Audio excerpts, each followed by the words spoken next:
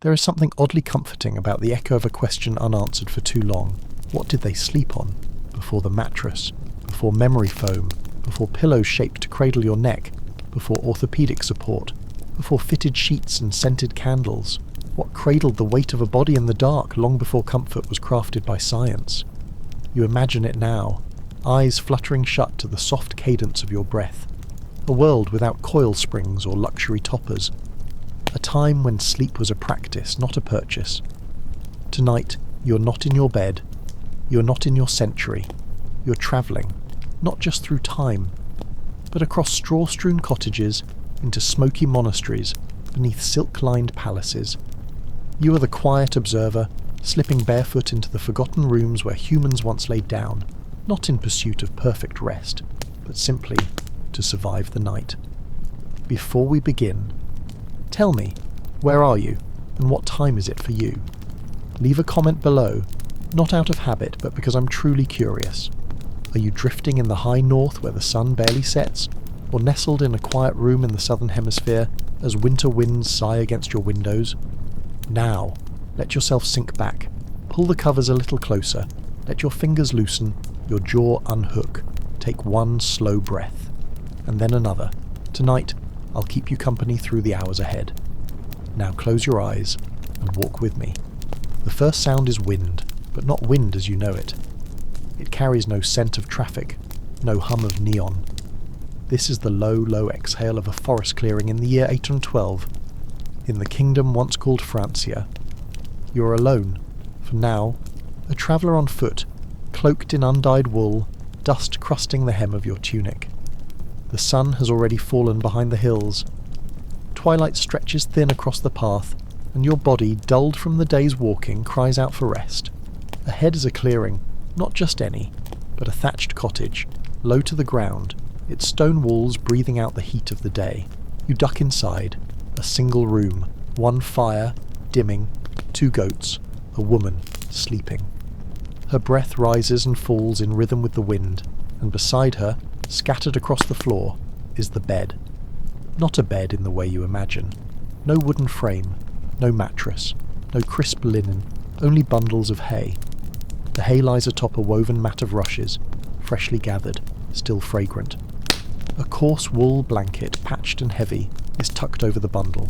You kneel beside it, run your fingers through the straw. It crumbles and crinkles beneath your palm. This is what she sleeps on. Each night the hay is fluffed. When it gets too damp, too alive with insects, it is burned and replaced. A cycle not of convenience, but of need. In Saxon and Carolingian homes like these, hay beds were common. Their name? Paillasse, from the French paille meaning straw. They cradled countless bodies, across decades and dynasties. It was warmth, insulation, and simplicity.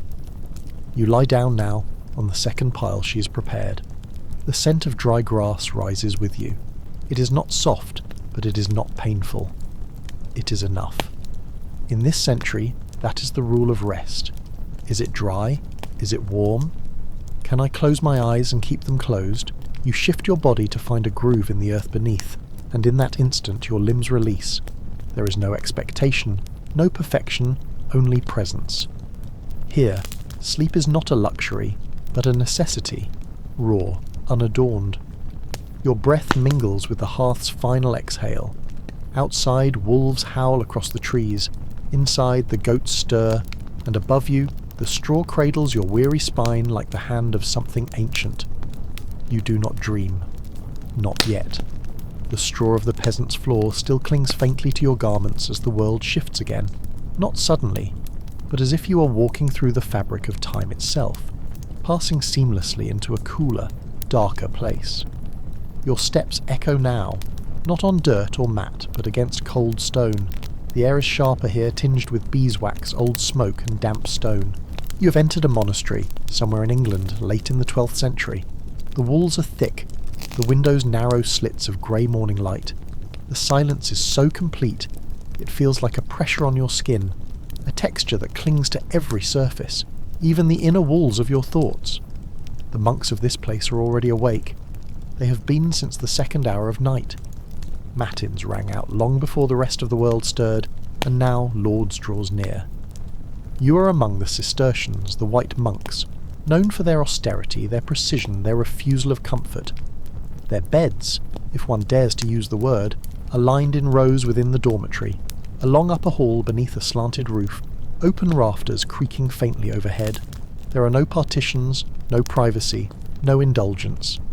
Each monk is granted a narrow space, marked only by a coarse woolen blanket and a wooden board that serves as both headrest and reminder. Thou art not here to indulge the flesh. You walk between them, unseen, their faces calm but tired, some with eyes barely open, some already standing to dress. There is no straw here, no down, no linen sheet.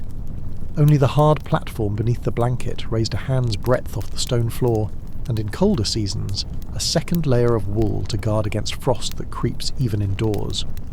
The rule of St. Benedict permits little else. Softness here is a danger to the soul. Too much warmth invites sin, too much comfort invites pride. It is not that they do not suffer.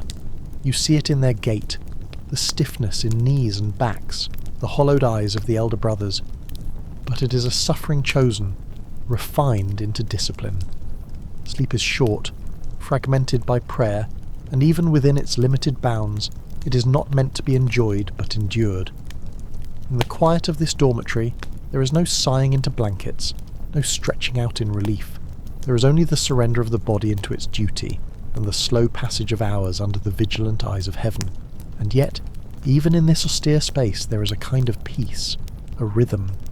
The monks do not long for the goose-feather beds of kings. They do not lament the lack of padding beneath their hips. This is the world they chose, and in it they find stillness. They breathe in silence and exhale humility. For them, the bed is not a sanctuary but a station, not a reward but a reminder. Every night they lie down as they lived, structured, plain, focused, and when they rise, it is not with reluctance, but with purpose. As the bells ring again, and the soft shuffle of woolen slippers begins down the stone stairwell toward the chapel, you remain behind. The chamber slowly empties, leaving only the shape of absence in the space they occupied. The air still holds their warmth. The wooden boards, slightly dented from years of kneeling, whisper stories of devotion more enduring than memory foam. You touch one of the blankets, coarse and weighty, smelling faintly of lanolin and ash, and you think, not of comfort, but of conviction. And again, the world begins to shift. The dim grey of the abbey's dormitory fades to a warmer hue. The floor beneath you softens to cedar planks, and the air thickens with perfume and candle wax. You are moving forward now, into another chamber entirely. The monks fall away behind you, and the silence they carried dissolves into the hush of silk. The scent strikes first, rich, layered, overwhelming. Roses, ambergris, lavender, beeswax polish, and something else. Incense, maybe, or crushed herbs lining the floor. The air is heavy with it. You have arrived at court. It is sometime in the 15th century, somewhere in France or perhaps England, but the names have little weight here. You are in a royal chamber, and the walls themselves seem to exhale opulence. The room is cavernous, tall ceilings vaulted with carved beams, painted in deep blue and gilded with stars. Tapestries thicker than cloaks drape every wall, depicting hunts, saints, and allegories of sleep. Endymion's eternal rest, Hypnos with his wings folded delicately. The tapestries do more than decorate. They trap heat, they hush the sounds from outside, they transform the stone walls into something almost alive. In the centre of the room stands the bed, though it feels wrong to call it that. It is a monument, a piece of architecture all its own. 4 towering posts rise from each corner, carved with vines and lions and interlaced initials. Thick velvet curtains hang from the canopy above, able to be drawn entirely closed, creating a chamber within the chamber. The bed itself is raised on a platform so that even in sleep, the queen is above all who serve her. The mattress, yes, this time it is a mattress of sorts, is a complex layering of materials. First, a canvas frame stretched across ropes, tightened to bear the weight of a human body without sagging. Upon this sits a wool-stuffed sack, firm and slightly lumpy but warm. Above it, a feather bed, plump and yielding. sewn in segments to keep the down from shifting too far to one side. Over that, a sheet of fine linen spun so tightly it feels like silk, and finally the coverlet, embroidered, quilted, sometimes fur-lined depending on the season. The Queen is not alone. A maid is warming bricks at the hearth, to be wrapped and placed under the sheets. Another adjusts the arrangement of pillows, long cylindrical bolsters and square cushions, all stuffed with feathers or shredded fabric. None of this is accidental.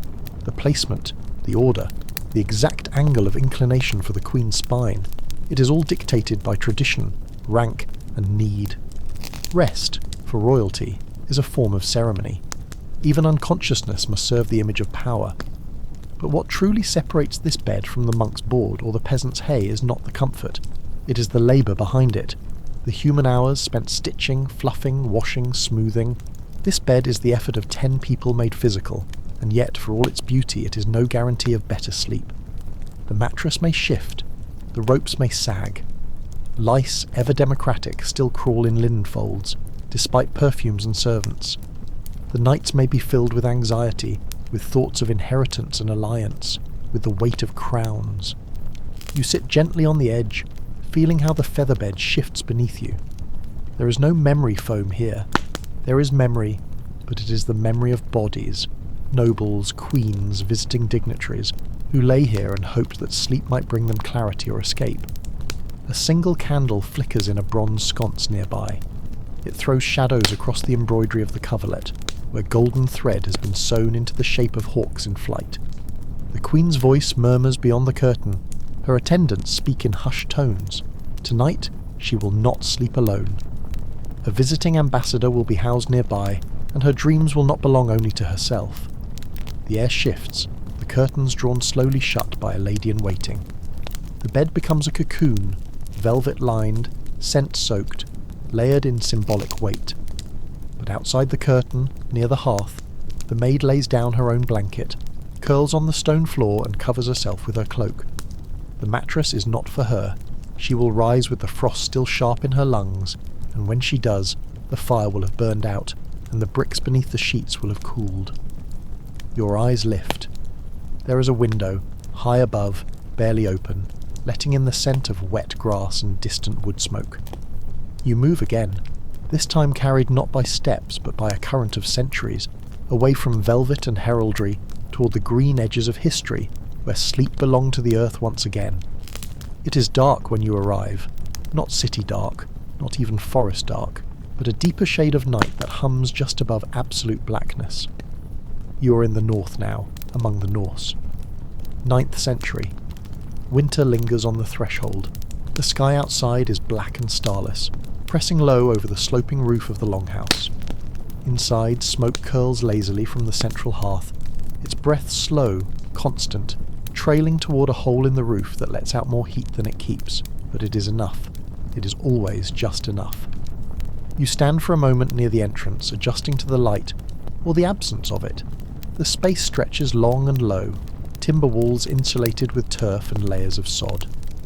Earth-packed floors keep the cold from seeping up, though frost still creeps into the corners. The smell here is deep and layered. Damp wood, boiled meat, singed fur, human sweat, and something faintly metallic from the tools stacked near the walls. The smoke softens everything, smudging outlines and dimming shapes until the world becomes a charcoal sketch in motion. The hearth runs down the centre, an open flame that everyone circles their lives around. This is not just a place of sleep. It is where food is made, tools are mended, stories are told, and bodies are warmed. You begin to see them now, figures curled along the benches built into the sides of the hall. Some lie on furs, others on hay, and many directly on the wooden planks, cloaks drawn over them like a second skin. There is no privacy here, no rooms, no doors, no retreat. The longhouse is one breath, one family, one shared dream of warmth. The family who lives here, 3 generations of them have gone to sleep with the fire still burning, a low whisper of orange among the embers. The youngest children are nestled together like puppies, sharing body heat, hair tangled, feet pressing against their mother's thigh. The elder beside them shifts now and then, her hand never fully letting go of the carved amulet tied at her wrist. To sleep in a Norse longhouse is not to fall away from the world, but to remain inside it, just quieter. Sleep is communal, shared. Eyes may close, but ears stay alert, listening for the wind outside, the lowing of cattle, the creak of snow-heavy beams above. Your hand brushes one of the sleeping platforms. It's built directly into the wall, raised slightly off the floor, covered in a mix of pelts. Reindeer, wolf, sometimes dog. Underneath, dried moss or straw has been packed in for softness. They do not use pillows, but fold tunics or cloaks beneath their heads. On the coldest nights, they sleep in full dress, thick woolen trousers and layered tunics wrapped tightly with belts. The garments become part of the bedding. Nothing is wasted. Every object carries multiple lives. There is an intimacy here that royalty cannot know. A mother wakes not fully, just enough to draw her child back into the crook of her arm. A man murmurs in sleep, his fingers tightening around a carved wooden comb. One of the older boys coughs, and someone across the room, perhaps an uncle, responds with a low, wordless hum of reassurance. It is too dark to see anyone clearly, but they know each other's shapes, the sounds of each other's sleep. They breathe in rhythm, sharing dreams forged from saga and salt and snow. And yet, even in this closeness, sleep is still its own journey. Beneath the furs, each mind drifts into its own landscape, some into memories of raids at sea, others into visions of gods passing through the 9 realms. There are no dream catchers here, but belief runs thick through the air. Odin is not far. Neither is the idea of fate, of threads spun and snipped in sleep. Your place is found at the far end of the hall, where a young man has given up his corner to let a guest lie down. You settle into the moss and fur, the pelt cool at first but quickly warming. The fire's light flickers against the rafters, casting shadows shaped like runes, like dragons, like the edges of forgotten things. Outside, the snow falls with soundless precision, softening the world. Inside, someone stirs the hearth. Sparks leap and fall like golden insects. No one wakes fully. The dream continues unbroken. Soon the longhouse will shift again. The smell of salted herring will rise. Boots will be drawn on. The day will begin. But now, for these few hours, the Vikings sleep as their ancestors did, beneath fur and myth, wrapped in the breath of fire and kin. The night stretches longer here, but eventually the north must give way. The air is dry now, still with a weightless heat that lingers even after the sun has long disappeared behind the western horizon. The silence is not total, but loose, full of texture. The faint rustle of palm fronds outside, the dull clicking of beetles beneath the walls, the almost imperceptible sigh of ancient brick releasing the heat it gathered during the day. You're in Egypt. Not the Egypt of pharaohs and pyramids, not the imagined grandeur of temples, but a lived ordinary Egypt, somewhere around 1300 BCE, on the edge of a village where artisans dwell. Deir el Medina, perhaps, or something like it. A settlement pressed up against the desert's skin, low homes of mud brick whitewashed and flat-roofed, facing narrow, silent paths. You enter one of these homes now, not grand, but complete. Its walls are smooth with a wash of lime and ochre, its thresholds low, its windows small slits meant to keep out heat, dust, and intruding gazes. The day's final light seeps through them as a soft amber haze. Inside, the rooms are simple and arranged with care. There are no scrolls here, no carved names or royal decrees, only clay jars, baskets of barley, woven reed mats, and shelves of everyday objects shaped by practiced hands. This is the home of a craftsman, not poor, not rich, respected, skilled in painting tomb walls, inscribing the words of kings onto stone meant to last forever. But here, in his home, he is only a father, a brother, a husband, and he too must sleep. There is no separate bedroom, no mattress. No, in one corner of the main chamber lies the bed platform built of wood or clay, its surface wide, gently sloped toward the foot. This is not for softness. It is practical, to keep the head elevated, to allow air to move, to guard against creeping insects. Instead of pillows, there is a curved headrest, wers, made of carved wood or ivory. A single support column lifts a flat, crescent-shaped cradle, where the neck rests. It looks unforgiving, but it is not. The Egyptian body is trained to it, shaped by a world without excess. The spine curves gently around it. The head does not sink but hovers, alert even in sleep. The bed is not shared in the way of Viking halls or peasant cottages. In this house, each person has a place to lie, a reed mat perhaps, or a low platform of their own. Children curl close to one another, breathing in rhythm, wrapped in thin linen cloth that clings to their sun-warmed skin. Linen, here, is not luxury, it is life. Light, breathable, the only buffer against heat that clings even in darkness. It is washed in water pulled by hand, beaten smooth on stone, dried in wind. You find it everywhere, in bedding, in clothing, in the narrow folded stacks near the clay jar of perfumed oil. The craftsman's wife smooths out the mat where her husband will lie. It is lined with woven palm fibres, softened over time by repeated use. She checks the edges, brushing away a stray beetle, before dipping her hands in scented oil and running it over her arms, her throat, her hair. Not for vanity, for cleansing, for ritual. The act of preparing to sleep is deliberate, almost sacred. They do not tumble into bed, these people. They descend into rest slowly, carried by habit and heat and prayer. You watch as the craftsman enters, his fingers stained faintly with red ochre, his limbs tired but steady. He lowers himself onto the mat without ceremony. His head rests in the wooden curve of the wares. His eyes remain open for a long while, staring up at the plain ceiling. Perhaps he's imagining the walls he painted that day, the eyes of gods, the wings of falcons, the gold leaf outlines of eternity. Or perhaps he thinks only of his son's fever, or the broken chisel, or the rising cost of beer. A small lamp flickers in the corner, its flame barely breathing. The room glows gold and shadow. One by one, the members of the household lie down. A breeze drifts in from the rooftop, pulling through the doorway and rustling the dried reeds stacked nearby. It is not quiet exactly, but it is still enough, and in that stillness you begin to feel what sleep was here. Not escape, not reward, but a kind of balance. A temporary death overseen by gods who walked among them in carvings and dreams. The body lies down, the spirit watches. Nothing is wasted. Even in sleep the world continues to shape itself. Above the house, the stars begin to pierce the sky. There is no canopy, no curtain, no barrier between the heavens and the sleeper's thoughts. In the night, you can almost imagine the desert gods walking past the rooftops, brushing their hands against linen-wrapped bodies, whispering futures into dreams. The air cools slowly, holding only what is necessary. And somewhere near the river, the crocodiles sleep too. The wind has teeth here, not cruel ones, but sharp and precise, shaped by distance and history. You feel it before you see anything else, brushing your cheeks, lifting the hem of your robe, swirling dry grains of dust up into the folds of your clothing. The steppe stretches before you in every direction, flat and endless, broken only by the dark humps of grazing animals and the rounded silhouettes of gers, portable homes of nomadic families.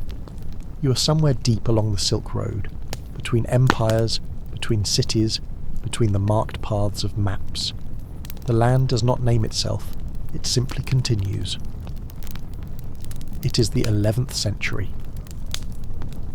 The sun has recently disappeared beneath the western ridge, though its echo still lingers, painting the sky in diluted apricot. The herd has returned, the horses tied, the akdung collected and set to dry. Now the world grows smaller, the large felt flap of the jeer is pushed aside, and you step into a circle of warmth and woven memory. Inside, the air is thick with life. A low fire dances at the centre beneath a small open vent in the roof. Around it, the space blooms with colour. Embroidered tapestries, dyed wool, woven bands in hues of rust, saffron, turquoise. The ground is layered with rugs, not chosen for beauty, but built from it nonetheless. Beneath them, layers of felt insulate against the cold, giving softness to the packed earth below. You notice that the floor is not quite level, but your feet adjust as if remembering something older than balance. This is a home that can be taken down and rebuilt in a single day, and yet it carries more permanence than stone. The family within, the matriarch, her husband, their children, 2 goats huddled at the edge, all move with practiced quiet. Their bodies are shaped by the saddle, by wind, by the knowledge of how to make rest from scarcity. There is no mattress, there is no bed, but there is sleep, and it is taken in comfort born of rhythm. You watch as the bedding is laid out. Thick woolen pads first, pressed felt dense and heavy, softened over generations of use. Over this, additional layers, animal skins, more woven blankets, fur. Each child has a small roll of cloth, which unspools into their night space. The oldest boy unrolls his bed with a practiced flick, smoothing the corners like a craftsman. The younger children clamber in before the last blanket is even in place, their bodies forming hollows in the padding like rainwater in stone. The family sleeps in a rough arc, heads facing inward toward the fading fire. This arrangement is not random. It reflects centuries of movement and meaning, bodies arrayed for warmth, for order, for protection. The father stretches out with his arm across a sheepskin, his boots tucked under his head. The mother lies with her back to the windward wall, a baby pressed to her chest. No cribs, no bedrooms. The gyr is everything at once. Their pillows are small bags of rice, barley, or dried herbs. Some sleep with saddles beneath their heads. The curve of leather familiar and supportive. You test one. It is strange, but not unpleasant. It gives the neck a place to rest without sinking, letting the spine remain straight. In this world, where days are spent on horseback and nights in stillness, the body adapts to what is given, not what is idealized. Sleep is never perfect, but it is reliable. You notice something else. There is no true nightgown, no change into soft sleepwear. They sleep in what they wore, often with added layers, a woolen coat laid atop the chest, a second scarf wrapped around the face. The wind may rise in the night, the fire may fade. One must be ready always to rise and ride. Sleep cannot afford to be fragile. Above, the vent in the ceiling shows a sliver of sky. Stars emerge, sharp and unblinking. The same stars watched by traders, pilgrims, soldiers, and messengers on this road for 1,000 years. This sky holds no roof. It is the lidless eye of the world. The mother glances up once, muttering a word beneath her breath, a blessing perhaps, or a tally of tomorrow's chores, before she shifts under the covers, disappearing into the mass of wool and woven shapes. The gyr hums with quiet breath and faint creaks as the structure adjusts to the cooling air. You sit among them, a guest, your space already made, a folded rug, a fur-lined cloak, a bag of millet to cradle your head. No one speaks. The night does not ask for it, and yet the silence is not empty. It is full of memory, of motion, of the echo of hooves, and the scent of distant fires carried in from beyond the ridge. Even in sleep, the steppe waits, and those who live on it learn to sleep not in opposition to it, but with it, flexible, ready, grateful for each stretch of stillness between the winds. The stones are damp, always. That's the first thing you notice as the land shifts beneath your feet once more. The steppe wind fades behind you, replaced by a thicker cold, one that clings, seeps, and waits in corners. You are in Scotland now. The year is 1432 or thereabouts. A keep rises above a coastal inlet, half fortress, half home. Its walls are thick enough to blunt arrows, but not clever enough to keep out chill. The floor is flagstone, uneven and wet in the seams. A fire burns in the hall, but only one. Its warmth does not stretch far. The great hall is quiet now. The feasting has ended.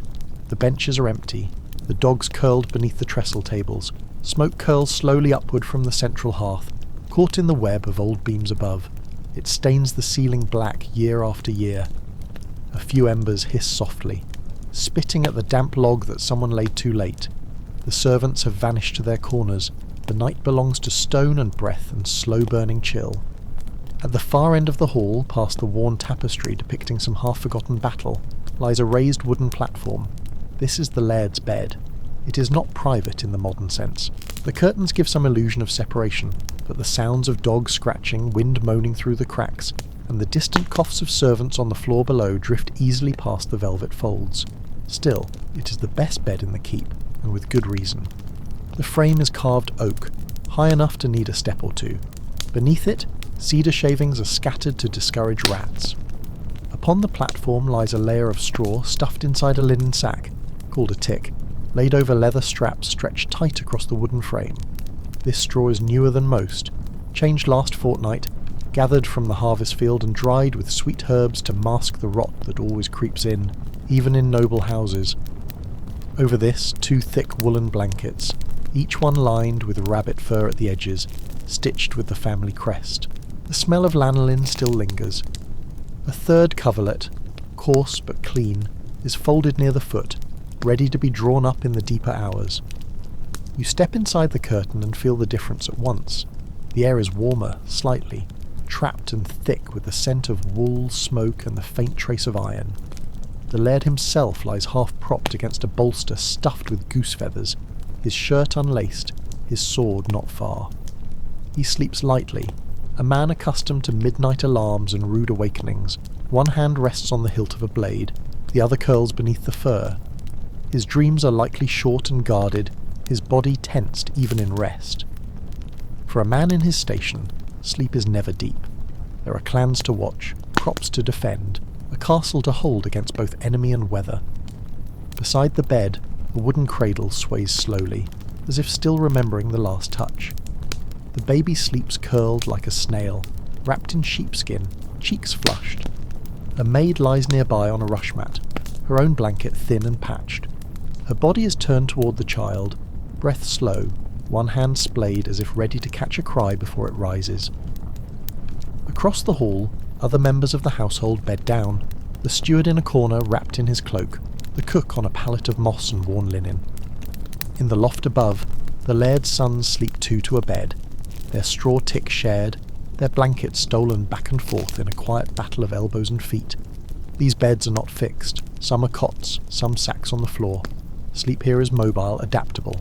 No one expects comfort, they expect rest, and even that is fleeting. The laird stirs once, eyes flickering beneath lids, then settles again. The curtain shifts as the wind pushes through a crack in the tower wall. You can hear it whistling through arrow slits, moving like a ghost along the corridors. The walls are always breathing here. The stone never warms. Even in summer, there is a dampness that collects in the bones and refuses to leave.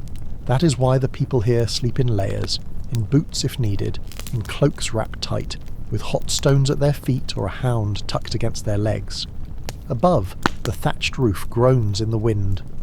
A crow calls once, sharp and brief, before the quiet settles again. This is not a luxurious sleep, but it is sleep nonetheless, earned by muscle, protected by stone, haunted by history. And as you sit among them, in the fold of the curtain, you realise that this too is a bed, in its way, a place carved from cold and noise and tradition, where sleep is brief but real. The wind shifts again, the fire sighs low, and far off, beyond the tower, another place waits. You pass through stone again, but this time the air changes not with chill, but with warmth, steady, deliberate, engineered. The wind has faded, replaced by a hush that seems curated rather than accidental. Your feet no longer step on hay or moss or cracked stone, but on smooth tile warmed from beneath. Somewhere, out of sight, a furnace feeds the hypocaust, and the heat drifts gently upward through hollow spaces in the floor and walls. You are in Rome now, near the Mediterranean coast, sometime around the 1st century of the Common Era. The villa is expansive, perched on a hill, its rooms arranged around a central peristyle garden, where evening light filters through cypress and column. You are led through corridors lined with frescoes, soft pinks, burnt orange, olive green. Gods and nymphs float across plaster, their painted eyes watching the hush of twilight fall over the household. Servants murmur in the atrium, voices low, slippers silent. A fountain trickles, scattering sound into droplets of peace. The household is preparing to sleep, though not all at once. The Roman night is segmented like their days, structured, purposeful. You step into a sleeping chamber, or rather a suite. It is not one room, but several linked by archways and screens. The bed, lectus cubicularis, is set against a wall inset with carved marble and painted myth. It is not low, nor wide, but tall and dignified, made of wood, inlaid with bronze or ivory, depending on wealth. Its surface is firm, a plank topped with a straw-filled mattress, Taurus, which is itself covered with a thick woolen blanket, or in finer homes dyed linen and imported cotton from the East. A bolster supports the neck. Pillows, stuffed with feathers, are stacked carefully. Not all beds are like this. Some are simpler, some even more opulent, but all share the same essence, that sleep is a part of life's design, not apart from it. A woman reclines upon this bed now, not yet sleeping. Her hair is unbound, her body wrapped in a thin tunic dyed pale blue. A slave girl kneels nearby, rubbing scented oil into her hands, while a boy fetches warm water for her feet. It is a slow preparation, more ritual than requirement. In Rome, sleep is not hidden. It is another performance in the theatre of daily life, just quieter, less observed.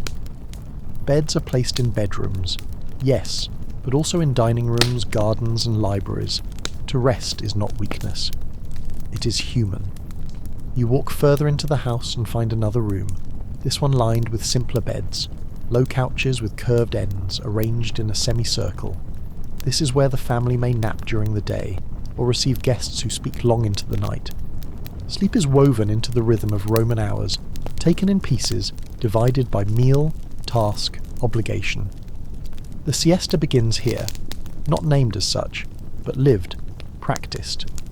Rest is part of virtue, of balance, of moderation, temperantia. In the servants' quarters, sleep takes a more utilitarian form. Low pallets of straw or bundled wool, sometimes laid directly on stone. A slave might rest in the corner of a room, curled in a cloak, alert to the next call. Others share straw mats in storage rooms or alcoves carved beside kitchens, yet even here there is rhythm. A servant rises before first light, not from chaos but from habit. As you move through the villa, you sense that everyone's sleep is choreographed. No one collapses, no one hides. They lower themselves, as one lowers a curtain or finishes a letter. The city itself seems to sleep this way, in patterns, with intention. Even in Insula, the crowded apartment blocks of the poorer classes, where space is tight and noise constant, the same principle persists.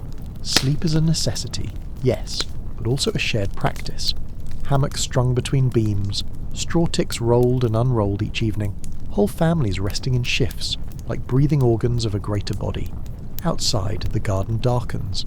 Torches burn low, a slave passes, quietly removing sandals left by the fountain. The scent of crushed myrtle and lamp oil thickens the air. Sleep here is layered, part bodily recovery, part cultural ritual, part social order. No memory foam, no silence, just warmth, design, repetition. The same bed, the same blanket, the same oil on the feet, each night. Above, the stars are named, catalogued, written into scrolls. The city sleeps, but never all at once. And somewhere, in another room, a senator's wife turns onto her side, the linen creasing like parchment beneath her shoulder. Her last thought is of the speech her husband will give at dawn. The night continues. The world feels cleaner here. Not sterile, but deliberate, as if every edge has been considered, every surface given its moment to breathe.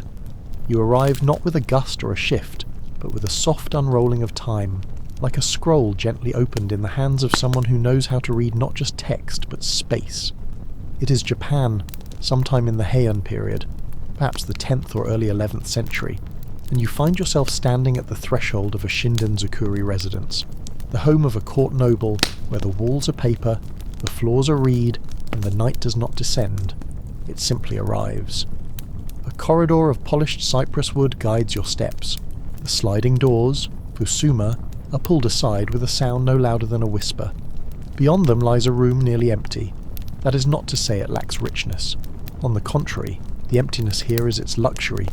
This is a sleeping chamber, and it waits, unburdened, for sleep to enter. The floor is tatami, woven rush mats, tightly bound and fitted like puzzle pieces. They smell faintly of straw and summer. Each mat is a perfect rectangle, warm underfoot, soft enough to yield, firm enough to hold. The walls are not walls in the Western sense.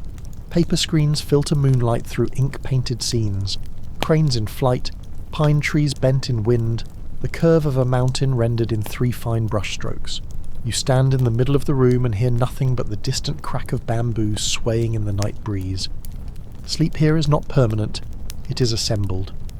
From a lacquered chest, A servant draws a folded futon. Not the modern sponge-filled beds of the same name, but a thin mattress of layered cotton, carefully stored each day to keep the space free. It is unrolled now with grace, its weight light but even. Over this, a second layer, a quilted coverlet, dyed indigo and stitched by hand, laid smoothly, corners aligned. A buckwheat pillow is placed at the head, small, firm, wrapped in fine cotton. It shifts slightly as it settles. You kneel beside it, touch the fabric. The futon is not soft in the indulgent sense, but it is grounding. It brings the body into alignment with the earth. There is no elevation, no separation. When you lie down here, you are part of the floor, part of the room. You belong to the space as it belongs to you. The lady of the house enters.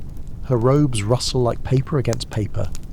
She speaks in hushed tones to her attendant, who smooths her hair and removes the outermost layer of her kimono. She does not climb into bed.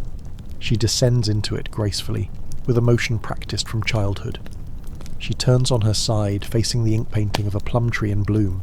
Her eyes close, her hands placed gently beneath her cheek. She does not speak again. Further inside the house, other futons are being unrolled. The master's room, the nursemaid's corner, even the child's room, where a small boy lies beside his older sister, their quilt barely covering their chins. The futons will be folded away before first light, stored in their wooden chests, leaving the rooms blank again, ready for tea, for poetry, for the reading of letters, the writing of verse. In this home, each space holds many lives. Sleep must make way for the others. Outside, a water basin tips and empties with a hollow clunk marking the hour. A wind bell chimes once, then falls silent. Somewhere in the garden, a white egret lifts its head but does not take flight. The world has slowed, not to a stop but into stillness. There is a softness here that comes not from bedding or fabric, but from the absence of clutter. Sleep is not forced, it is allowed.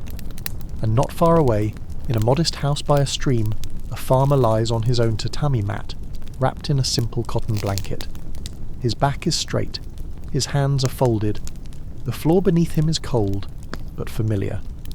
He listens to the frogs calling in the rice paddies, and his body, worn from the rhythm of labour, sinks into the night without question. The chamber exhales, the futons rise and fall with breath, and the day folds away completely. The dust here does not settle. It hovers in the air, caught in wind and heat and distance, shimmering like memory. You are somewhere in the heart of the Arabian desert, in the 7th or 8th century, though time here is less rigid than elsewhere. The world is drawn in vast stretches, rock and sky, dune and plain, not measured by clocks but by the arc of the sun and the feel of the wind against one's skin. The land is dry, yes, but it is not lifeless. It pulses with something quieter than growth, something older. You walk toward a cluster of dark shapes against the setting light. Goat hair tents, pitched low against the wind, staked deep into the earth with ropes and stones. Their colour is rich and dark, woven from desert black fibres that repel both sun and sand. These tents are not fixed homes. They are lives made mobile, folded, packed, carried by camel and opened again where the water is good and the air forgiving. They face into the wind, never away from it. Defiance, but not pride. The tribe is finishing the day's work. A fire crackles at the camp centre, fed with brushwood and dry dung, its smoke sharp and blue in the dusk. A circle has formed around it, men speaking softly, women stirring lentils, a child curled against his mother's knee. The sun drops fully below the horizon, and the cold moves in without hesitation. You feel it immediately, a dry cold that does not cling but cuts. Within the nearest tent the sleeping space is being prepared. There are no beds, no frames. The floor is sand, but it is not bare. Rugs are unrolled, layered wool woven in crimson, ochre, indigo. Beneath them, a second mat, coarser, blocks the cold. There is a logic in the way it is done. The thickest carpets go beneath the oldest bodies. The young sleep closer to the opening, nearer to the wind.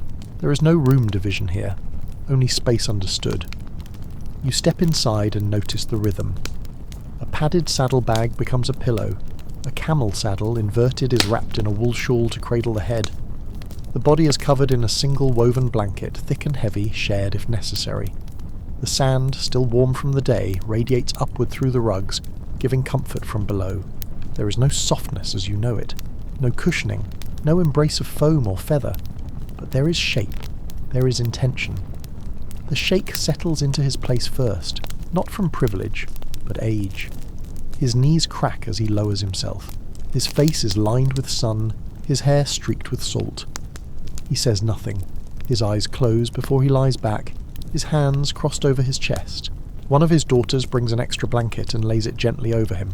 Others follow, cousins, children, wives, until the tent is full of breath and hush, and the low rustle of fabric adjusting against body. You lie on the edge of the rug, where a guest would be placed. Your cloak is your blanket, your arm, your pillow. Above you the tent flap is open, letting in the sky. And what a sky! The stars are not distant here. They are immediate, piercing, countless. No light obscures them. The patterns are familiar but more vivid, and they move slowly as the night deepens. The tribe knows them all.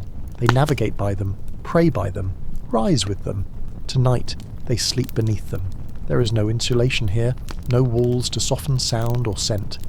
You hear every breath, every snort of the camels tethered nearby, every shift of someone's foot against wool, and yet it is not loud, it is honest. Nothing pretends.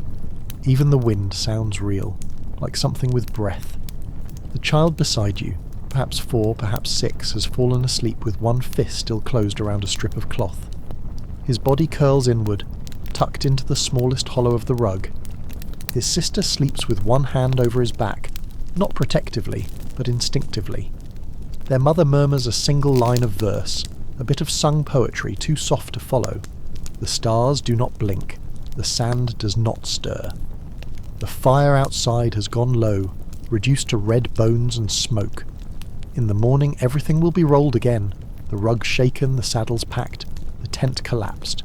But now, for this stretch of quiet hours, the world is still, the sky hangs low, the earth is warm beneath woven wool, and sleep comes not as a gift, but as something earned by movement, heat, story, and wind. You walk into warmth, not dry warmth, not the burn of sand or the filtered heat of stone, but the moist, living kind that rises from soil, wood, and bodies, the air taste of smoke and bark. You are deep in the forests of the northeastern woodlands of Turtle Island, in the territory of the Haudenosaunee, also known as the Iroquois. The year does not matter here, not because time stands still, but because memory does not divide itself in centuries. It stores itself in trees and mouths, in story and repetition. What you enter now is not just a building, but a way of living. The longhouse stretches before you, like a forest laid sideways. 70, 80, even 100 feet in length. The exterior is lashed with elm bark, its seams bound with split ash. Inside, the ceiling disappears into darkness, arching high above. Smoke curls upward through a series of small holes, one for each of the fire pits that run in a row down the central passage. There are no chimneys, only the slow breath of smoke rising like spirits through the gaps. The longhouse holds not one family but many, each fire shared by 2. You count the hearths as you pass. 1, 2, 3, 8. 16 families. They belong to the Wolf clan, pass through the mother's line. The space is not quiet. It hums, even now, even in sleep. You hear the crackling of firewood, the shift of woven mats, the murmur of a child asking for water in a language older than maps.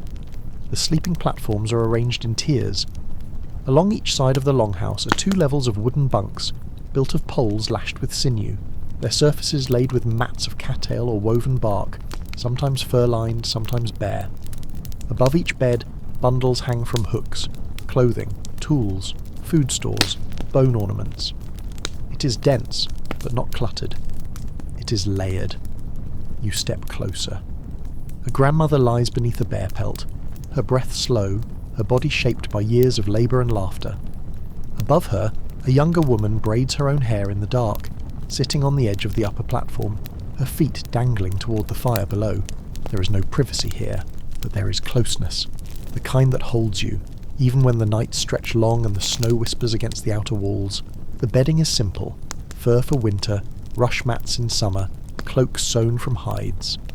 Sometimes, whole families curl together beneath one cover, not for affection alone, but for heat, for heartbeat, for shared dream. You lie down on one of the lower bunks, where a boy had slept earlier, but has now crawled to join his cousins. The mat is woven of dried cattail, firm but pliant. A folded skin supports your head. The scent of cedar fills your nostrils. It is burned not just for warmth, but for purification, for presence. There is always meaning in what is placed where. Each fire along the centre is tended through the night, not fully doused, not allowed to grow wild.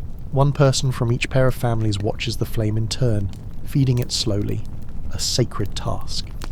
The fire is not just heat, it is ancestor, memory, prayer. It anchors the longhouse in time and space. You turn your head and see them, rows of sleepers, all moving through dream, all breathing at once like a forest in wind. An elder stirs, sitting up to adjust the blanket on a child's shoulder. A dog sighs near the fire. A pot clinks as someone prepares medicine for a night cough. It is never fully silent here, but it is safe. Above, the thatched roof creaks. Snow falls faintly, muffling the world outside. Inside, the rhythm continues, generations lying in one space beneath one roof, warmed by one fire. This is not merely sleep, it is kinship. You close your eyes, not because it is time, but because the space allows it. The longhouse breathes on, and outside, beneath the forest canopy, the night stretches far and slow. The air is still, the kind of stillness that suggests the land is listening. You're in the basin of an ancient river, long before it dried into memory. The stars above are sharp, unblinking, but the light they offer is gentle, diffuse. You walk along a path made of pressed earth, shaped by countless feet that have left no names. The city around you is quiet, structured, organised. You're in Mohenjo-Daro, one of the great settlements of the Indus Valley civilization. It is nearly 2000 BCE. The world is older than most remember, and yet it hums with intention. The streets are narrow, perfectly aligned. The homes, though simple in shape, are precise, made from kiln-fired bricks, uniform in size, fitted with care. You pass one such house now, its doorway low, its roof flat, a narrow staircase leading upward into the night air. The home is 2 rooms wide, with a central courtyard open to the stars.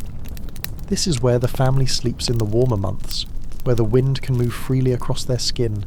There is no furniture, no carved bed frames, no layered ticking stuffed with feather or straw. Instead, the platform on which they lie is made of mud brick, cool and broad, raised a few hand widths off the ground. The floor is swept, hard-packed, and clean. The family has eaten already.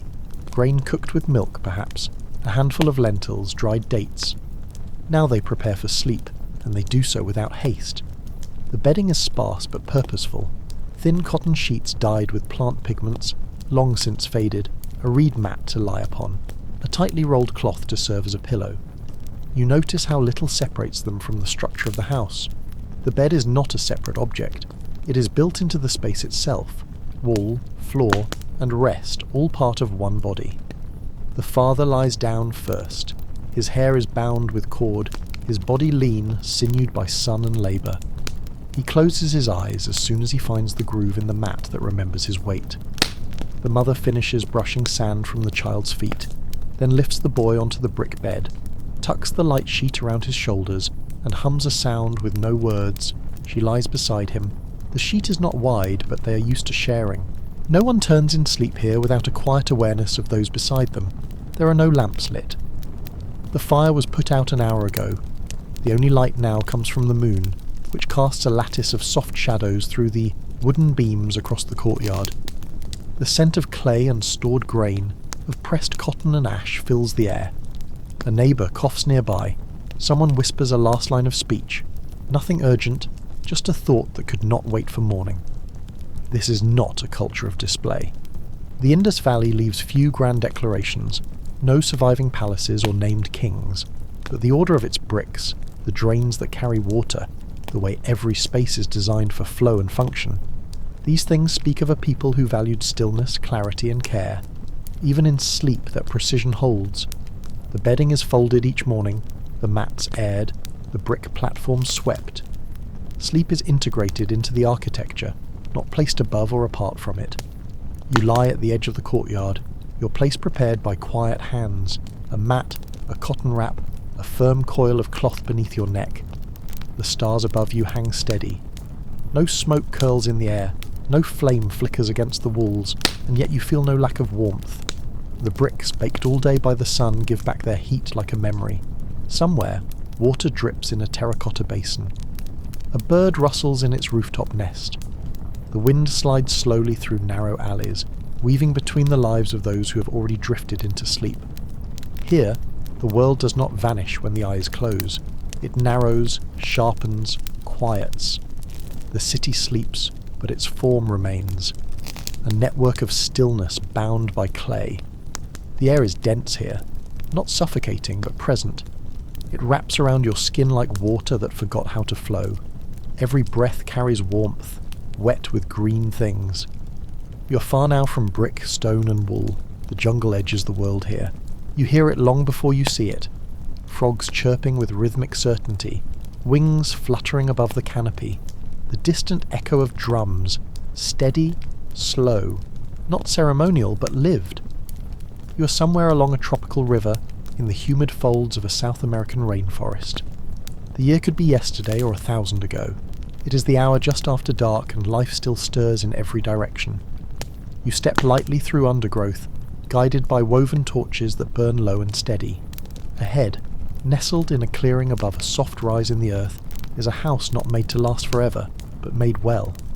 Its bones are bamboo and palm, its roof thatched with banana leaves so tightly layered they shed rain like scale. There are no glass windows, no locks, no carved furniture. The floor is raised off the earth on stilts, open to the breeze, protected from snakes and flood. Inside, it is a single space. Family, food, rest, all in one volume. Separation is a luxury of colder lands. Hanging from beams that stretch across the house are the beds. Not laid flat on the ground, not stuffed with straw or down. They swing gently, even now. Woven hammocks, strung from thick cord made of palm fibre and vine. Each one hangs like a suspended crescent, not too low, not too high, a space cradled just between earth and air. You feel the texture of one beneath your fingers. It is not soft in the way of fabric, but it gives, flexes, embraces. The weave is open, breathable, warm. A small boy scrambles into his hammock beside you, legs first, then twisting to lie diagonally, his head tipping back, arms behind it. He does not shift again. The position is instinctive. This is how he has always slept. Across the room, the others settle in. A mother swings slowly in her hammock, one leg draped out, her baby strapped to her chest with cloth. An older man leans in his, chewing the end of a branch, humming quietly to himself. The hammocks do not line up in perfect order. They hang where there is space, where airflow is good, where one can sway without brushing against another. Yet the space does not feel chaotic. It breathes. There is no mattress, no cushion, no pillow. The curve of the hammock follows the body, no pressure points, no need to shift to relieve the spine. It is not a modern luxury. It is an old wisdom. When the rains come, the people lift their hammocks higher. When the wind dies, they sleep nearer to the eaves. In dry seasons, the same hammock used at night serves as a seat by day, a sling for infants, a net for gathering. The insects outside are loud now, a full choir of wings and clicks and throats vibrating in the dark. But they stay out. Smoke from earlier fires lingers in the roof beams, warding them off. Above, the thatch ceiling rustles faintly in the breeze. A lizard darts along the bamboo. No one stirs. You lie back in your own hammock. It moves beneath you, not wildly, not with resistance, but as if the air itself is shifting your weight. There is no need to adjust, no need to find the spot. The hammock becomes the spot. You stretch one leg and it rocks slightly. There is a rhythm in the swaying, not something separate from sleep but part of it. Each motion takes you deeper, closer. The breath slows to meet the motion. There is no door to close. The house is open to the night, but it is not unguarded. It is rooted. It belongs to the land, and the land makes room for it. Every corner is soft with story, every mat tucked with purpose. The drums far off stop. One by one, the songs fade into pulse and breath. The jungle, vast and unknowable, holds its sleepers in suspended arcs of fibre and warmth. And the night goes on. You arrive with the dusk, not crashing through it, but stepping softly into it, as though the sky had held out a hand to lead you into evening. The air here is not thick like the jungle's breath, nor dry like the steppes. It is somewhere in between, carrying the scent of wet rice, carved stone, and flowering trees. You are in Java, long before the red-tiled rooftops and streetlights, long before the motorcycles and noise. It is the 9th century. The great stupa of Borobudur still echoes with footsteps. The kingdom breathes through open compounds and rice terraces that mirror the sky. You stand in the open courtyard of Aruma Joglo, a Javanese house shaped like an upside-down boat, its pillars rising like trees from the packed earth. The structure is built entirely of teak, its scent rich and grounding, its surface worn smooth by barefoot years. The walls are partial at best, made of slats or woven bamboo panels. The air moves freely, from the garden to the central room, from kitchen to sleeping platform. There are no locked doors here, only thresholds. The family within is finishing their evening rites. An oil lamp burns low near the ancestor shelf. A bowl of fruit has been placed beside a small figure carved from stone and shadow. Offerings, continuity, respect folded into every action. The head of the house, a man no longer young but not yet slow, squats to rinse his feet from a clay jar, then steps inside. No words are exchanged. The rhythm of evening is already in motion. There are no individual bedrooms, no closed spaces carved out for sleep alone. Instead, sleep gathers where the day ends. Mats are unrolled on the raised wooden floor of the central room. Thin mattresses, really. Cotton-stuffed, hand-stitched, laid directly on polished teak boards. Each is placed with quiet consideration. Older children roll out their own, placing folded sarongs at the head to serve as pillows. The youngest are already curled like cats near their mother's side. The air is warm but not heavy. A breeze moves through the open shutters, rustling the mosquito netting hung loosely above each sleeping mat. The nets are not draped with fuss. They hang in gentle rectangles just high enough to let the body breathe without bites. The net is part of the bed, part of the ritual. To enter it is to leave the day. You walk softly through the room. The only sounds are crickets, and the rhythmic thump of a wooden pestle still at work in a nearby compound, preparing rice for tomorrow. You see no mattress in the modern sense, no frame, no bulk, no cushion for the sake of cushion. Sleep here is a gesture, not a structure, a shared language rather than an individual fortress. The mats are narrow but sufficient.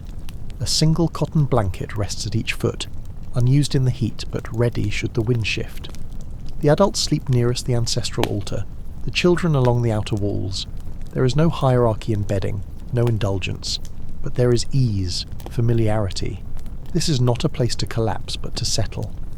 A woman finishes tying back her hair and steps over her mat before lowering herself with the graceful efficiency of someone who has never had to learn softness to find comfort. She lies flat, hands crossed over her stomach, eyes half open for a while watching the wooden beams above. Outside, the garden rustles. Somewhere a rooster murmurs in its sleep. The air is full of things unsaid, not secrets, just silence in its proper place. You lie down near the open threshold, your mat already unrolled. The wood beneath is cool but forgiving. The cotton wrap covers you with little weight. Overhead, the rafters frame the stars like a painting, and in the near distance a gamelan chime sounds, one note only, echoing from a temple compound perched on the far slope. Someone is still playing, or praying, or both. There is no need for more than this. The floor, the mat, the night. Sleep here is not an escape from the world, but a continuation of it. Quiet, ordered, open.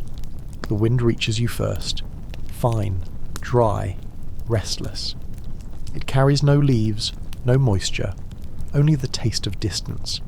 You are high on the rim of a desert plateau, somewhere along the Silk Road, in the 12th century. Behind you lies one empire, ahead another. The world here is made of passage, of footfall, hoofbeat, deal, and dust.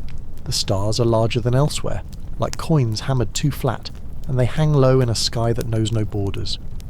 The caravanserai is built from stone, broad sun-baked blocks stacked with care and weight. It is not beautiful, but it is dignified, a stronghold for travellers. You step inside and feel the change immediately. The air is cooler, almost cold, and carries the layered scent of animals, wool, sweat, smoke and spice. The high ceilings hold echoes. Footsteps fall dull against the compacted dirt floor. This place is not a home, it is a resting point, a place where merchants, pilgrims, translators, and guards all sleep under one roof. Each person brings their own world, and each world lies down beside another, joined not by intimacy, but by necessity. You walk past the stables, where camels grunt and shift in their sleep, sacks of cardamom and glass beads still lashed to their sides. The men who led them here are already asleep nearby, curled in their cloaks, bodies resting against saddle packs, one hand still looped through a rope. Their breath rises in puffs, white in the air. Even unconscious, they do not release their wares. Further inside, past a thick hanging rug that separates the entry from the inner hall, the traders sleep. There are no rooms, only sections. Each merchant staked a claim to a square of floor, a column's width wide. Wool blankets are spread out. Some have rugs from Persia or Khotan, intricately knotted, not meant for display but for insulation. Others sleep directly on felted camel hair, thick and coarse, their boots laid beside their heads. There are no beds. The floors are too hard for delusion. Instead, rest is carved from adaptation. Blankets folded over satchels for pillows, saddlebags repurposed as bolsters. One man has stacked his crates of lapis lazuli into a sleeping shelf, with a piece of worn silk slung over it to soften the edge. The sounds in this hall are not quiet, but they are known. A low snore, the shifting of a blanket, the hiss of water poured from a clay jug, a cough muffled in a sleeve. Nothing urgent. The dangers of the desert lie outside the walls, not in them. Within, there is a fragile pact between strangers. That tonight, all rest. That for this short interval, survival pauses. A group of Sogdian traders lies together, heads all pointing inward toward a shared lamp. One man mutters in his sleep in a language whose roots stretch toward Samarkand. A woman, travelling with textiles from Bukhara, lies apart behind a curtain strung between two crates. She does not sleep deeply, but she does sleep. You are led to a spot near the wall, beside a small brazier of coals. The warmth seeps into your bones. A woven mat is laid for you, and a wool cloak folded twice. You sit, then lie back, resting your head on a bundle of clothing tied with a rope. It is not soft, but it is steady. Above you, the beams creak softly. A merchant rolls over nearby.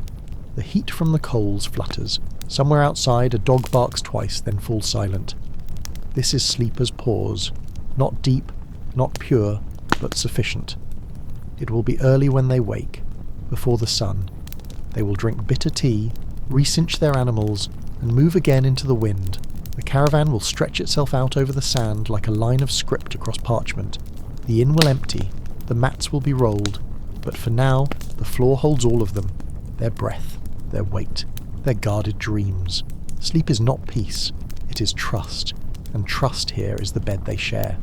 The cold here is not sharp, it is deep. It has a thickness to it, like a second skin that no garment can fully resist. You are far north now, in a small village tucked between birch and pine, somewhere in 17th century Russia. Snow piles against the walls of wooden huts like slow-moving drifts of silence. The wind outside doesn't whistle. It groans, low and steady, as if it's grown tired from centuries of returning.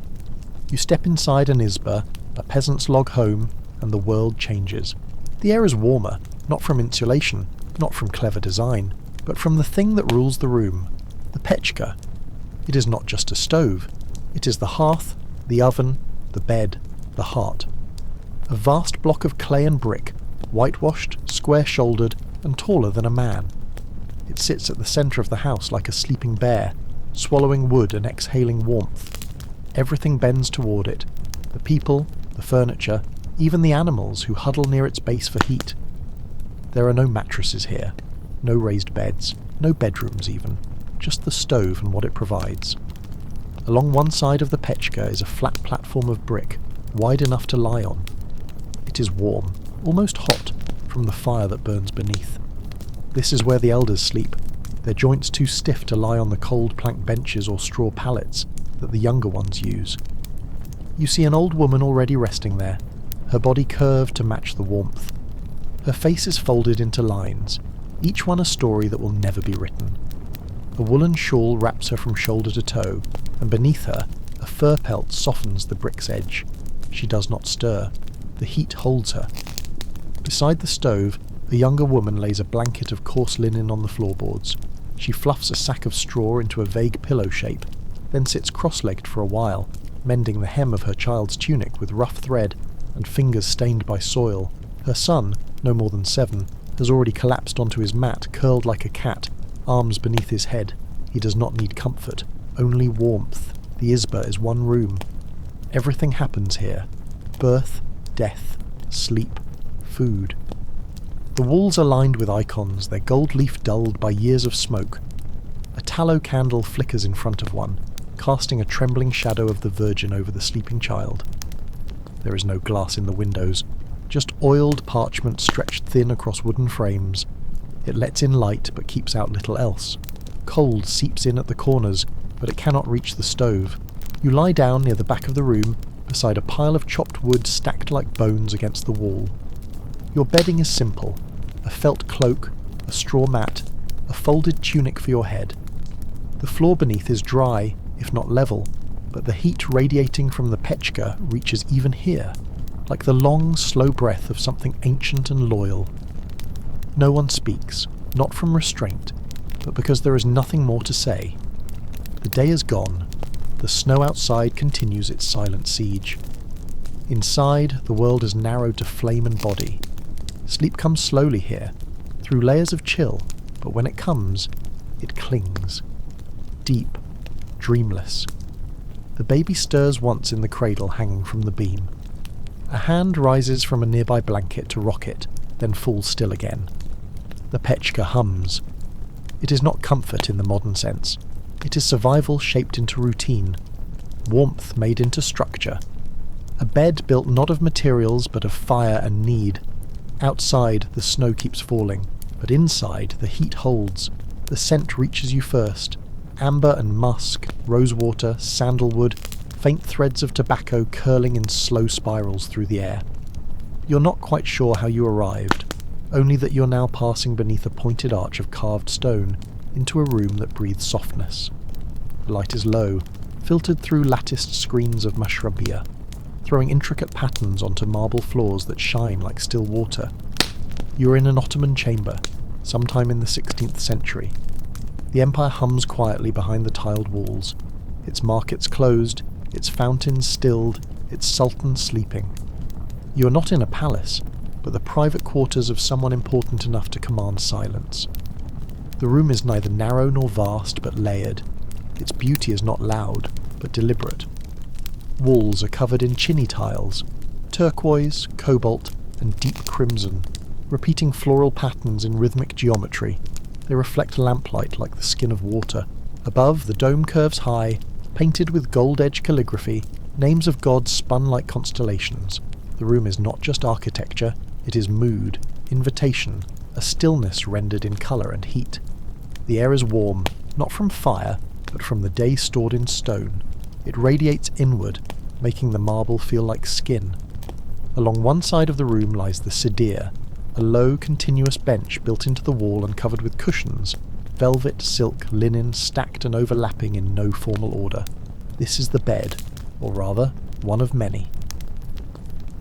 In Ottoman homes, especially among the elite, there were no fixed sleeping chambers. Rooms flowed in use. What was conversation space by day became sleeping chamber by night, as cushions were arranged, bolsters repositioned, and privacy drawn not by doors but by curtains, breath, and ritual. The sedir is lined now with bedding, layers of thick quilted cotton, yorgan, embroidered with delicate floral threads. There is no mattress as you know it, no frame, just fabric on fabric, made soft by weight and design. You watch as a servant, silent and barefoot, lights the final oil lamp and steps back through a curtain.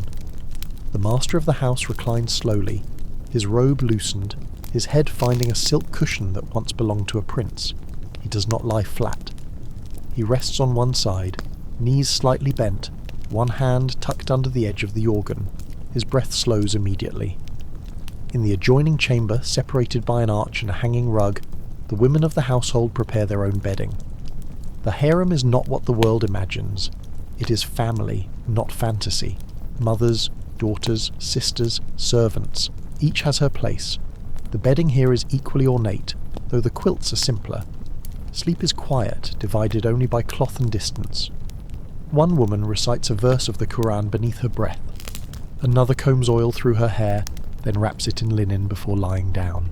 Their eyes do not close all at once, but their bodies ease into stillness, draped in fabric, wrapped in shadow.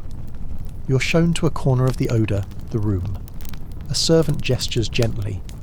Your place is prepared with care. 2 cushions, a folded yorgan, a curved bolster made of horsehair wrapped in linen scented with clove. The floor beneath you is marble, but you do not feel it. The layers are thick, plush, woven for rest. You sit. You lie down. You notice how the fabric cradles without resistance. Outside, beyond the stone lattice, the call of the muezzin fades into the distance. The city exhales. Horses settle. The hammam has gone quiet.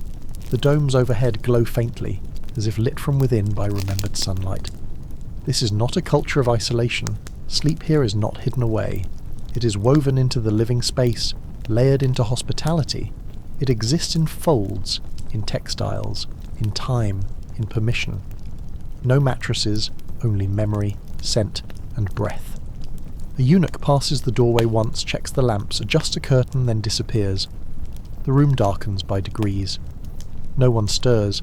There is peace, but not emptiness. Warmth, but not softness. Stillness, shaped by care. The cushions sigh beneath your weight. The lamp glows one last time, then gutters into darkness. The empire sleeps. It is high now. You feel it in your lungs before your feet. The air is thin, cold, and clear, sliced by the scent of pine resin and wood smoke. You're deep in the Alps, perhaps Swiss, perhaps Bavarian, though the difference means little up here in the folds of snow and centuries. It is the early 1700s. The mountain is cloaked in silence, the kind only winter can create, where sound is swallowed by ice and distance. You climb the last few steps of a narrow path, your breath visible in bursts, and duck beneath the low lintel of a wooden chalet. The room inside is lit by firelight and flame-reflected wood. Everything glows softly, as if the logs themselves remember sun. The walls are thick timbers, hewn and chinked with moss. There are no windows, only shutters sealed against the wind. The beams above are heavy and low, scented with age and smoke.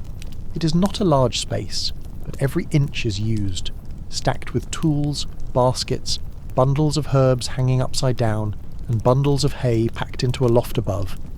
At the far end of the room is the hearth, small but steady. A black iron pot hangs over it, now empty. A few embers crackle beneath. Beside it lies a wooden platform, half bench, half bed, built directly into the wall. This is the stuba, the warmest part of the house, not for the master alone, but for those most in need. The grandmother, the infant, the sick. Further back, past the ladder to the loft, lie the sleeping places. No individual rooms, no framed beds, only spaces carved out of routine. Wooden bunks stacked too high, built into the structure of the wall. Each is narrow, no wider than a man's shoulders, lined with straw-stuffed sacks, sewn from coarse linen, the ends stitched shut with twine. Some are shaped to taper at the foot, wrapping the body like a cocoon. The straw is dry, but brittle. Each shift releases a faint crunch, a whisper of the field where it was harvested. Blankets are layered thick, undyed wool, often from the family's own flock and sometimes furs, goat, rabbit, or stitched together scraps worn smooth with years. There are no pillows, just folded garments or sheepskins, flattened from use. The children sleep together, curled like commas under one covering, limbs tangled for warmth. They barely move, trained from birth to share space, to keep still, to waste no heat. A man sits near the fire removing his boots, cracked leather stiff with frozen sweat. He rubs his feet, wincing, then wraps them in cloth before climbing into a top bunk. His breath curls toward the rafters like smoke. Beside him, His wife lowers a shuttered lantern and settles in, her body curved around their youngest child, who murmurs once and goes silent again. You're shown to a space near the hayloft. The ladder creaks as you climb. Above, the roof slants sharply, and the insulation is minimal, but here the hay is piled high, dry, golden, dense, not stored for animals tonight, but used for sleep. A thick sheet of linen is spread across it, more to keep the straw off the skin than for comfort. A second layer, woolen and coarse, goes above. You lie back into it. The hay shifts, then holds. It is not soft, it is honest. The scent rises around you. Cut grass, earth, the ghost of summer. Beneath your body the straw slowly warms. You pull the blanket tighter, and the world narrows to your own breath, your fingers tucked against your chest, the low groan of timber adjusting to snow weight. Somewhere, water drips steadily into a bucket. A dog shifts on the floor below, and beyond the walls the mountain is silent, vast, unmoving, eternal. There are no clocks here, no bells. The rhythm is weather and livestock, hunger and thaw. Sleep comes when the work ends and the dark settles. It is not comfort, it is necessity. And yet, within that necessity there is peace. The air is wet with meaning. It carries not just moisture, but memory, of rainfall, of wood, of smoke, of chant. You are across the sea now, in Aotearoa, New Zealand. Before roads, before fences, when the land spoke and the people listened. You stand in front of a warenui, a Maori meeting house, its gabled roof rising like a ribcage against the dark. It is night. The carvings shimmer faintly with dew and starlight. The marae is silent, but not empty. The entrance is low, carved with ancestral forms, tongues extended, eyes wide, not to frighten, but to protect. You pass beneath them, stepping onto the woven floor of the house. Inside, the world is long, wide, warm with life that has not left. The walls are lined with tukutuku panels, patterns stitched with flax, each one a genealogy, a philosophy, a rhythm rendered visible. The rafters above are carved with faces of ancestors, stretching in a long line above the sleepers below. This is not just a house, it is a body. The floor is not raised, but close to the earth as it should be. Thick wariki, flax mats, cover the length of the room. On top of these lie peke mo, sleeping bundles of woven cloth and fur. Each one is simple, practical, and deliberate. There are no beds. Sleep is not isolated. It is shared, by space, by story, by breath. Families lie side by side. There is no division by room, only by relationship and quiet understanding. Children rest with arms and legs splayed like fallen ferns. Elders curl inward, hands folded near their lips. A baby sighs in its mother's arms. Two teenage cousins whisper until their voices fade into breath. There are no pillows. Heads rest on folded cloaks or nothing at all. Bodies are close. That closeness is not cramped. It is grounding. At one end of the room, an elder woman has not yet lain down. She sits upright, her back straight despite her age, humming softly, her eyes on the central beam of the roof. She speaks a line, perhaps prayer, perhaps recollection, then lies back into her bundle, arms folded as if returning to earth.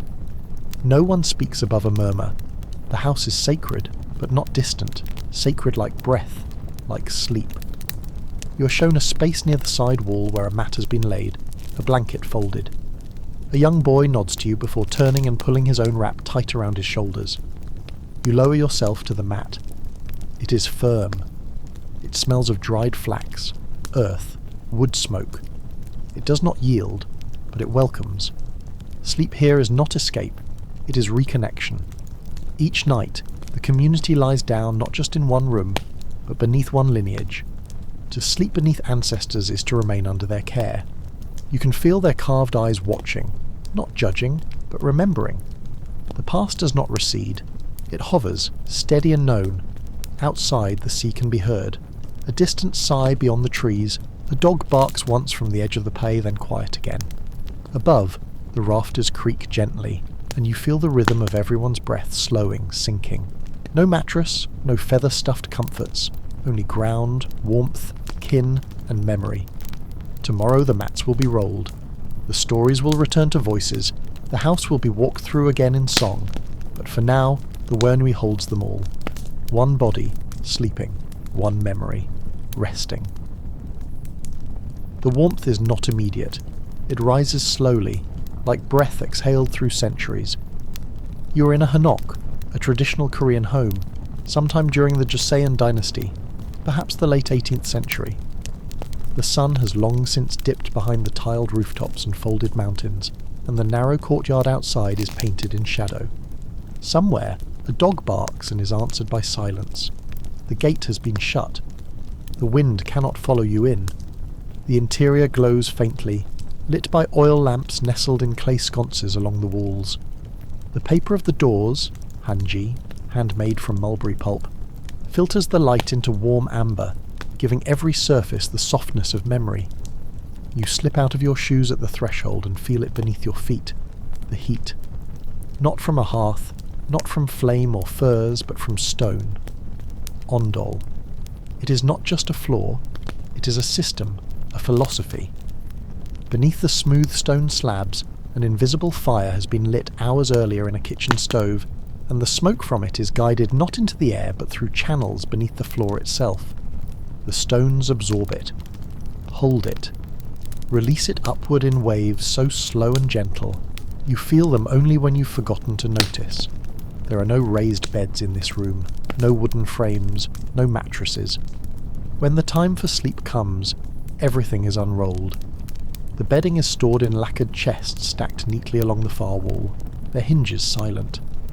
One by one, the women of the household retrieve the yo, cotton-stuffed mats sewn by hand, and lay them upon the heated floor.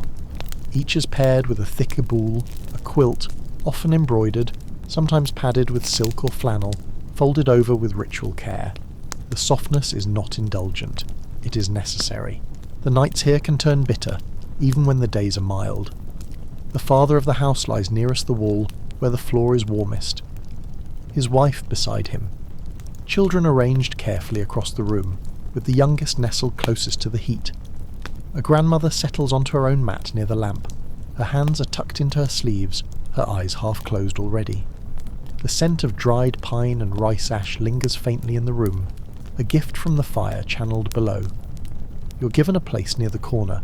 A servant lays your bedding without speaking, smoothing the yo with her palm, then setting a hard silk-stuffed pillow, bege, at its head. You lie down. The floor is firm but never cold. It holds you, not in softness, but in certainty. There is no need to shift, no creaking wood, no sagging straw. The heat supports without excess. Everything is arranged to keep you aligned, warm, and still. No one speaks. The flame has long since burned out, its job complete. Outside, the cold tightens around the hanok like a shawl, but cannot enter. From another room, the faint notes of a gaiagium drift through the paper walls, a slow, unfinished melody played without audience, not to entertain, but to soothe. The roof above creaks once, settling. A quilt shifts as someone turns, a breath deepens, then stillness again. Sleep here is not decorative. It is lived, simple, layered, rooted in the stone that warms the room from beneath, in the silence drawn not from emptiness but from rhythm. Tomorrow, the quilts will be folded, the mats stacked, the chests closed, the floor will cool, the fire will be relit. But now, the warmth holds. The ceiling presses close here. It bows slightly in the middle, its beams blackened with soot and years. You're high above the cobblestone arteries of Paris, in a cramped garret tucked beneath the gables of a tall, tilting building in the Faubourg Saint-Antoine. It is the 18th century and the city murmurs below you. Night carts rumble past, boots strike puddles. Voices echo from the street, clipped and fleeting. But here, in this narrow room, the world feels still. The door creaks behind you, shutting not with a latch, but a piece of cloth wedged in the frame. The air smells of tallow, ash and old wood. There is no fire here, no heat. The single window, streaked with frost, lets in the barest trace of moonlight. But there is sleep, hard-earned, necessary, shapeless. You duck beneath a sloped beam and step into the room fully. It's more an alcove than a chamber. The plaster is cracked, the floor is rough, but it is home to two people, perhaps three. A seamstress, a chimney sweep, maybe a young apprentice. They've returned from work with hands raw from soap and soot, limbs dragging from long hours bent or climbing or cutting. They do not speak much. There's nothing left to say. The bedding is humble, a construction of what could be spared or scavenged. A frame, barely more than nailed boards, sits in one corner, covered with a coarse sack stuffed with straw. It's uneven, flattened in the middle, poking through in places, tied shut at the edges with string. The sheets are patched linen, worn to gauze. The blanket, if it can be called that, is a wool coat turned sideways, too short to cover the feet. A second bed is nothing but a pile of burlap sacks arranged atop floorboards, layered with newspapers and rags for insulation. It smells of dried grain, ink, and candle wax. One of the room's occupants, a woman no older than 20, pulls her cap down over her ears and lies flat on the straw tick, her hands tucked beneath her back. Her face is expressionless, her breath steady. She does not adjust, does not stretch. Her body knows this shape. It has learned it. The boy beside her, barely more than a child, pulls a sack over his legs and curls into himself on the floor, back to the wall. His head rests on a bundle of rags. He's already half asleep, eyes fluttering beneath lids. He smells faintly of chimney ash and damp wool. He will wake before dawn, climb through rooftops before breakfast. There is no warmth here beyond the bodies themselves. Sometimes a brick is heated in the baker's oven and wrapped in cloth, carried home under a coat, placed under the straw to hold the chill back for an hour or two. But tonight there is no brick. The bakery closed early. You're given space near the foot of the bed frame where the straw has been pressed flat by years of shared sleep. A blanket is offered, a threadbare shawl really, but you accept it with quiet thanks. You lie down. The straw crinkles, shifts, finds your shape. It is not comfortable, but it is honest. You feel every knot in the wood beneath you, every broken thread, every breath rising from the others in the room, and still there is a kind of ease in it. They are not alone. All across Paris, in hundreds of similar rooms, others lie down just like this, beneath rafters, behind kitchens, beside chimneys. Sleep does not discriminate. It comes to the poor and the privileged, the painter and the pot washer. But the surface on which it lands, straw, burlap or velvet, defines what kind of rest it will leave behind. Outside, the bells of a distant church ring once, then again. The boy stirs, then falls deeper. A rat scuttles between floorboards. Wind pushes softly against the window pane. Tomorrow this room will fill with motion again, mending, counting coins, folding cloth, climbing out through roof holes. But for now, the city exhales, and in the attic above it, breath by breath the room holds. The ground here holds heat long after the sun has set. It radiates from the clay beneath your feet like breath from a sleeping animal. Slow, steady, alive. You're in West Africa now, long before the borders drawn by empire, somewhere near the Niger River in the late 16th or early 17th century, where the Sahel meets the savannah and the evening settles over the land like a drumbeat slowing. The sky above is enormous, ink black, and scattered with stars so dense they seem to crowd each other for space. The village is quieting, small fires flicker between mud brick homes, their low walls blending into the earth that shaped them. Compounds are arranged in careful circles, with shared courtyards where stories are still being told, laughter punctuating the end of day. You pass one such courtyard now, where the scent of groundnut stew clings to the air, and the rhythmic tap of fingers on a balafon echoes low across the dusk. It is not performance, it is punctuation, sound woven into the very fabric of time winding down.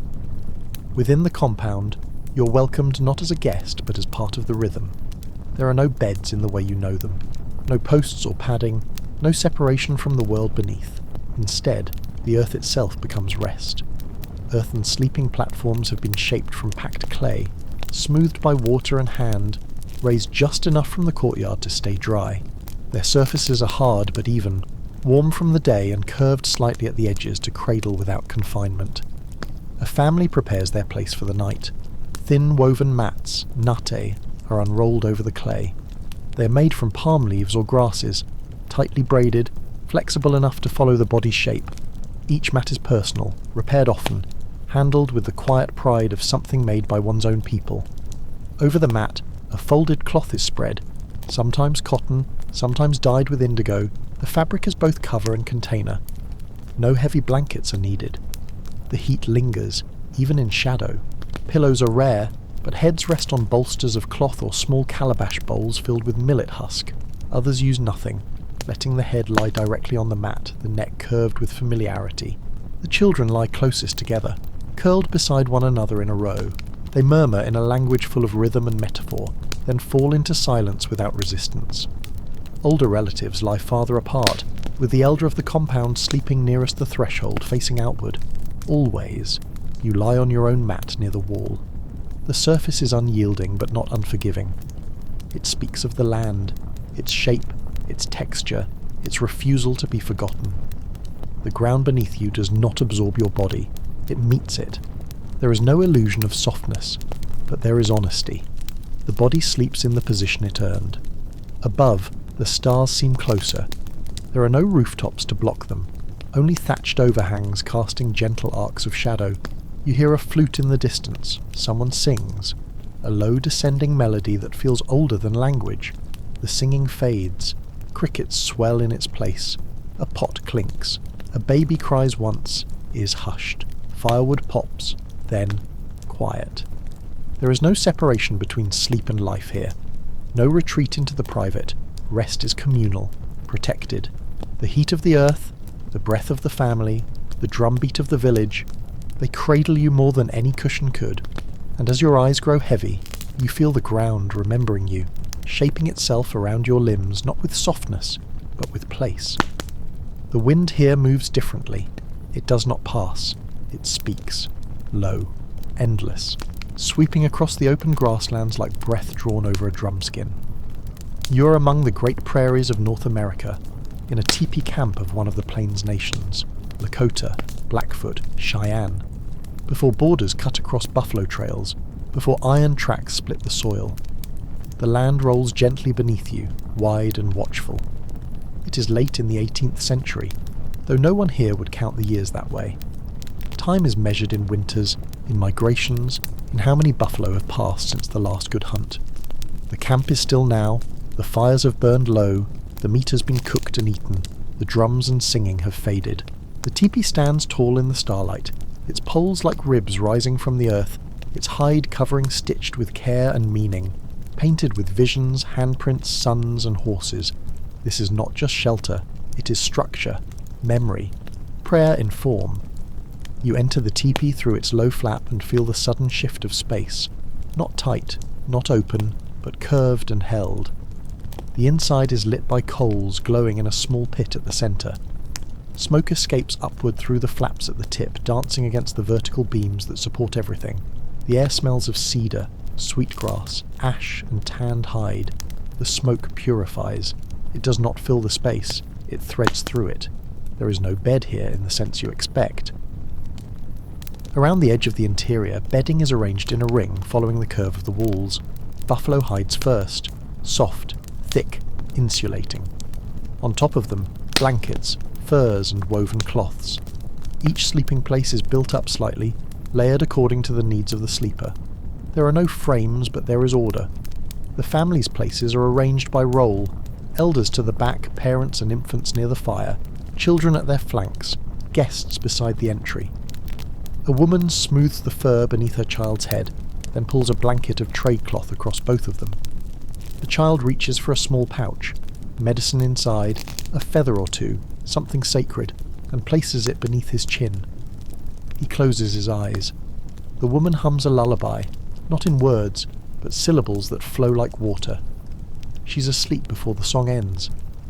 A man lies on his side near the fire, his knees pulled slightly in, a bow and quiver nearby. He does not sleep without readiness. He has learned to listen even in rest. Across from him, a grandmother settles onto her furs. Her braid has been undone, her feet warmed by a clay pot wrapped in wool. She whispers to the coals, not for company, for continuity. You are guided to a sleeping spot near the edge, where 2 hides have been laid across dry sagebrush. A folded shawl is placed at the head. You lower yourself onto the bedding. It yields, but not like a feather bed. It holds, like earth. The hide is warm from the fire's breath. The scent is grounding. You pull a blanket over your chest and lie still. The floor beneath you does not creak. The structure does not groan. It moves with the wind, not against it. The stars above the teepee are visible through the vent, scattered like sand across black water. You recognise none of their names here. The constellations are different, and rightly so. They are not the hunter or the plough. They are the bison, the spider, the path of the spirit returning home. The stars are not things to wish on. They are maps. They are ancestors. The camp is quiet now. A horse nickers outside, faint and low. Someone coughs in another lodge, then settles. The embers shift. A breeze stirs the hide walls with a soft shh. Sleep here is not a departure from life. It is part of the circle. No walls, no mattresses, only hide and heat, breath and memory. You lie not in isolation, but in lineage, held in the centre of something wider than self. The teepee does not sleep, but you do. The courtyard is quiet, paved in stone that still holds the heat of the afternoon sun. You step through a wooden gate carved with plum blossoms, its lacquer worn smooth by many hands. The scent of sandalwood clings to the air, faint and slow burning. You are in imperial China, perhaps the Ming dynasty, somewhere in Suzhou or Hangzhou, where tiled roofs bow gently beneath the weight of centuries, and water flows quietly along the canal just beyond the wall. The world outside still rustles with merchants, poetry, silk, but here, within the compound of a minor scholar official, the night descends with discipline, not indulgence. You move through a gallery of dark wood, passing by a moon gate that frames a single bonsai tree. Inside, the air is cool and balanced, shaped not by temperature, but by thought. The sleeping chamber lies at the rear of the house, small, high-ceilinged, shaded by bamboo blinds that whisper when the wind leans in. No clutter, no plush comfort. Every object in this room has a place, every place a reason. The bed is more platform than cradle, made of hardwood, zitan or huangwali, polished to a deep sheen. It stands tall, with carved feet and a narrow surface, bordered by low rails. It is not soft. It was never meant to be. This is a luohan chuang, a daybed by light, a place of sleep by night. It rests at the edge of a scholar's life, as modest and essential as an inkstone. Atop the wood lies a woven bamboo mat, tightly bound, faintly scented with camphor. It creaks under weight, but does not sag. On this mat, a single layer of cotton is spread. The headrest is a hard, curved block, ceramic, lacquered, sometimes shaped like a lotus or a turtle. Tonight, it is smooth stone, cool to the touch. You run your fingers along it. It is not cruel, it is precise. The scholar himself is not young. He extinguishes the oil lamp with a practised flick, then kneels beside a small table, his last task of the evening a verse added to a scroll already half filled with plum blossom ink. He sets down the brush, closes the inkstone lid, folds his sleeves, and rises. His robes rustle faintly as he lowers himself onto the bed. He does not sink. He reclines, then lies straight, hands crossed gently over his chest, his body aligned like a calligrapher's brushstroke. Sleep here is not collapse. It is composure. Even in rest, the body is an instrument, kept in tune. No mattress to devour posture, no weight to pull the spine into softness. The stiffness is intentional. Beneath it, the mind slows. Straightness brings clarity. In the adjacent room, a young student lies upon a straw mat laid directly on the tile floor, wrapped in a quilted cotton cloth. No pillow, only his folded robe beneath his head. His sleep will be shallow tonight. He has been tasked with reciting a passage from the Analects at dawn. The house settles. A ceramic windbell clicks once outside. A gecko makes a brief broken sound and disappears into the eaves. Your own place has been prepared near the window, a mat of rice straw, a folded blanket, a cloth bundle to cradle your neck.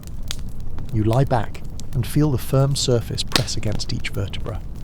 There is no resistance, no indulgence, only alignment. The cool air slides across your skin, scented with green tea, wax and silence. The walls hold no paintings, only a single phrase written in steady brushstrokes. Jingyi Shushen. Stillness cultivates the body. No one speaks now. There is nothing soft but nothing harsh, just the balance between motion and rest. between thought and breath. Sleep is not escape here, it is refinement. The lamp flickers once in the outer room, then darkness. The silence is heavy here. Not because the world is asleep, but because the snow has pressed its palm against every surface. You are far north now, well above the Arctic Circle, within the frozen vastness of Sapmi, the land of the Sami people, where reindeer paths etch the white like veins, and the sun disappears for weeks at a time. The 18th century here feels no different than centuries before it. The seasons rule everything, and in winter they rule without mercy. You follow the barely visible track to a mound-shaped shelter, half buried beneath the snow, a goatee, a winter sod house, built low and oval and deep into the earth. The wind above howls across the fjord, but the door is small, almost a crawl space, covered with reindeer hide stretched over a wooden frame. You lift the flap and duck inside, and the wind stops speaking. Inside it is dim, warm, close. The space breathes with smoke and old fur with dried meat, pine pitch and damp wool. A small fire smoulders at the centre, no roaring blaze, just coals feeding on a few sticks. The smoke filters upward and escapes through a narrow hole in the roof, so faint and controlled it feels like part of the structure itself. Around the fire the family settles. They are quiet. Not from exhaustion, but rhythm. There is no excess speech in a Sami winter. Words are stored like food, used carefully. The sleeping areas are arranged in a circle along the inner wall, built into shallow platforms of wood, packed with moss, insulated with reindeer skins. They do not separate themselves from the floor only from the cold. Each nest is lined with furs, reindeer, fox, wolf. The scent of hide is not unpleasant. It is life itself. There is no softness for its own sake, only the kind that shields from frostbite. A man brushes snow from his boots and sets them near the fire upside down. He speaks quietly to his eldest son, who finishes tying up a bundle of dried fish and places it near the door. The youngest child is already asleep, wrapped in a tight cocoon of fur, his cheeks flushed with warmth, breath fogging the inside of his blanket. The mother sits on her bedding, rubbing oil into her hands. Her hair is unbraided. She hums, not for the children, but for the space itself.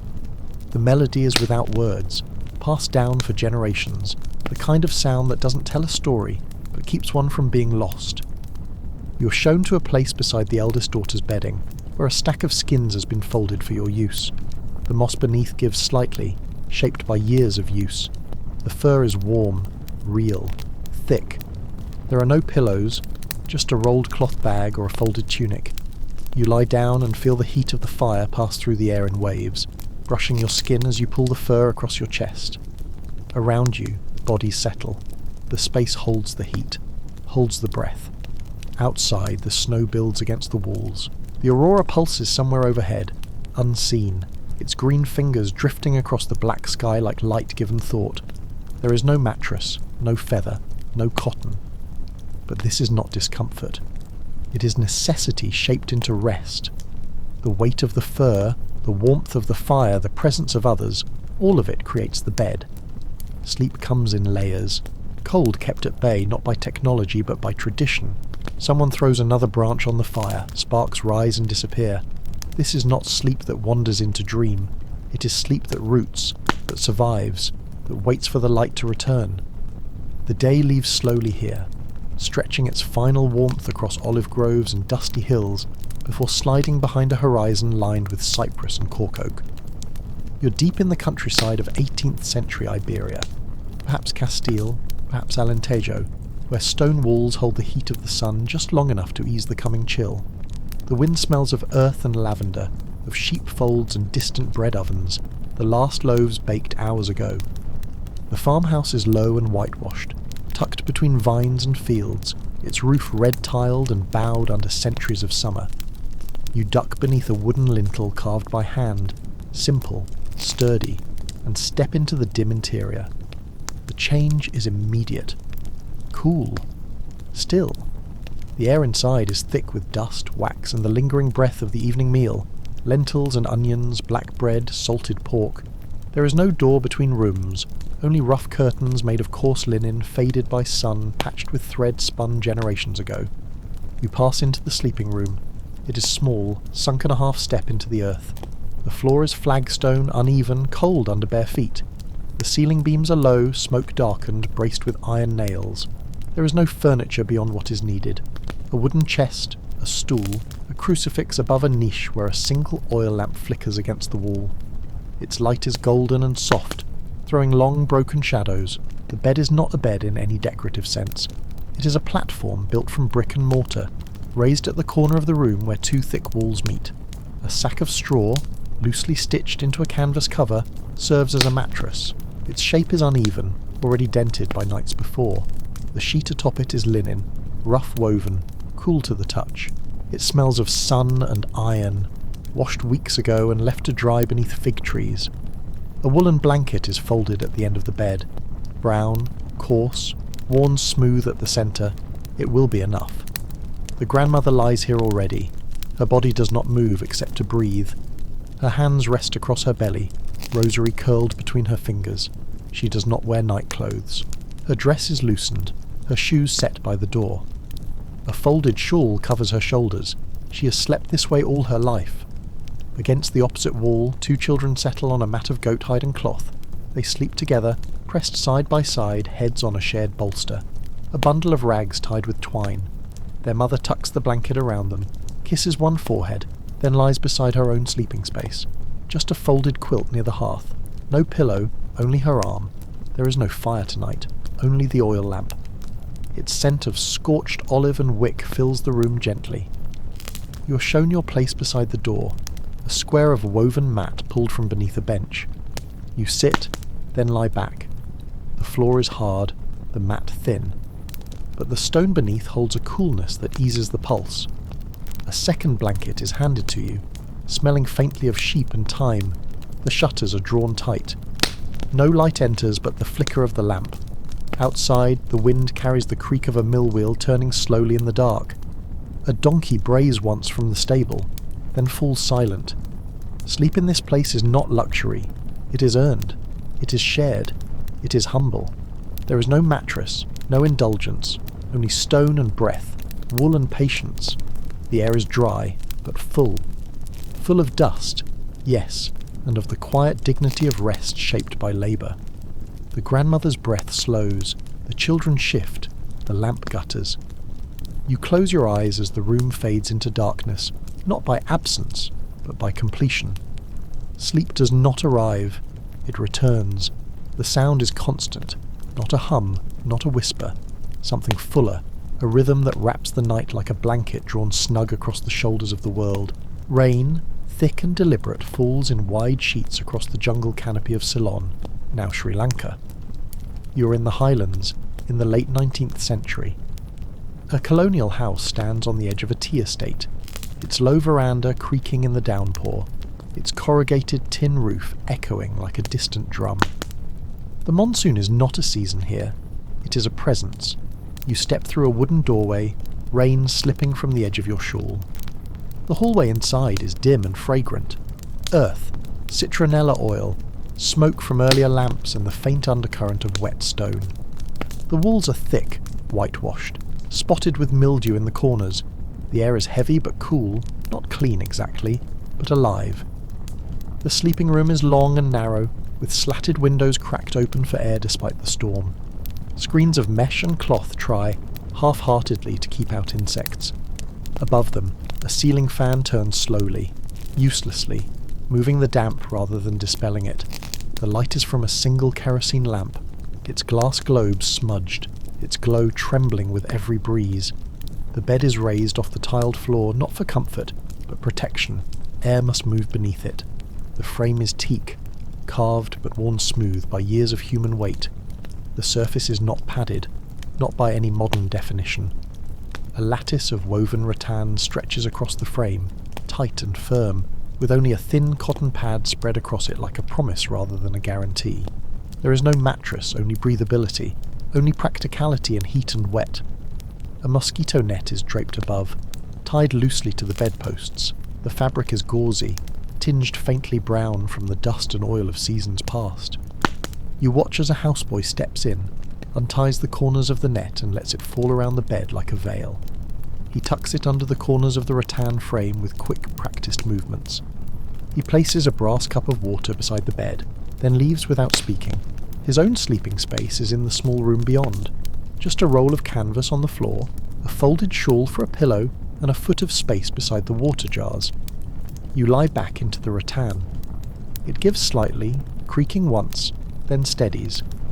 It is not soft, but it is dry. The cotton pad beneath you is thin, faintly ridged. The pillow is stuffed with kapok, light, springy, slightly lumpy, and smells faintly of lime leaf and starch. A single sheet is drawn over your chest. The net encloses you. The world narrows. Outside, frogs sing in guttered puddles. Palm fronds slap each other in the wind. Rain pours from the roof's edge like an overflowing gutter of sound. The ceiling above creaks gently in its rhythm. You feel not sealed off from the night, but nestled inside it, woven into its dripping breath and its endless warmth. Somewhere in the back of the house, an old man coughs. A servant shifts on his canvas roll. A dog thumps its tail against the back stairs and settles. The house breathes. The jungle answers. Sleep here is a negotiation with climate, not conquest. There is no attempt to silence the storm, only to live within it. The net, the rattan, the height of the bed, all are part of the same ritual of yielding, of enduring, of resting within constraint. The rain does not let up, but your limbs soften, and the rattan holds. The cold here is older than memory. It does not bite. It waits. You are deep in Siberia now, somewhere in the expanse east of the Urals, where the forest is black with pine and birch, and the snow stretches across the taiga like a pale ocean. It is the winter of 1842. Somewhere far behind you lies Moscow, or maybe Tobolsk, but here there is only the exile's path, the logging road, the silence between trees. The moon above is full, bruised with frostlight, casting long shadows that do not move. You approach the izba, a log hut, built from blackened trunks of larch and birch, their bark still clinging in strips. The door is low. You duck inside, stepping into breath-warm dark. The room is heavy with smoke and boiled grain, sweat and pine resin. A small cast-iron stove squats in the corner, its top lined with drying socks and one tin pot rattling faintly. There is no hearth glow, only red coals breathing through a sooty grate. The space is narrow, made smaller by the weight of bodies. 6, maybe 7 men share it. Some lie along the benches that run the length of the walls. Others sleep on the floor, layered over with rough straw, flattened by use, and sweetened faintly with the scent of dried hay from a summer long gone. There are no beds, not here, only platforms, sacks, walls and limbs folded against the cold. A single icon hangs in the corner, smoky and gold, nearly invisible. You pass a man curled beneath a coat patched with more thread than cloth. His boots are tied together and used as a pillow. Another lies motionless, his face buried in a blanket of bark cloth. He has not stirred for hours. The stove flickers once and a wisp of smoke spirals into the rafters. The walls themselves seem to breathe with it. There is no privacy, no softness, no boundary between sleep and survival.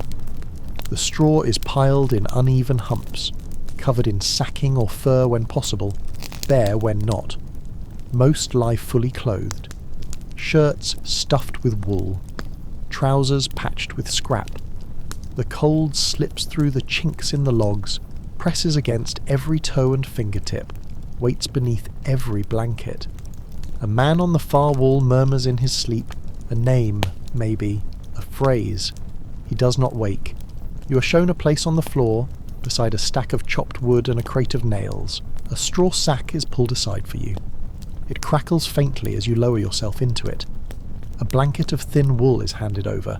So threadbare the weave is more suggestion than substance. Your coat will do the rest. Your boots stay on. You tuck your hands inside your sleeves, your knees drawn close. The straw is dry but uneven. It scratches at your legs, but holds your heat like a slow ember. You hear it now, how they sleep.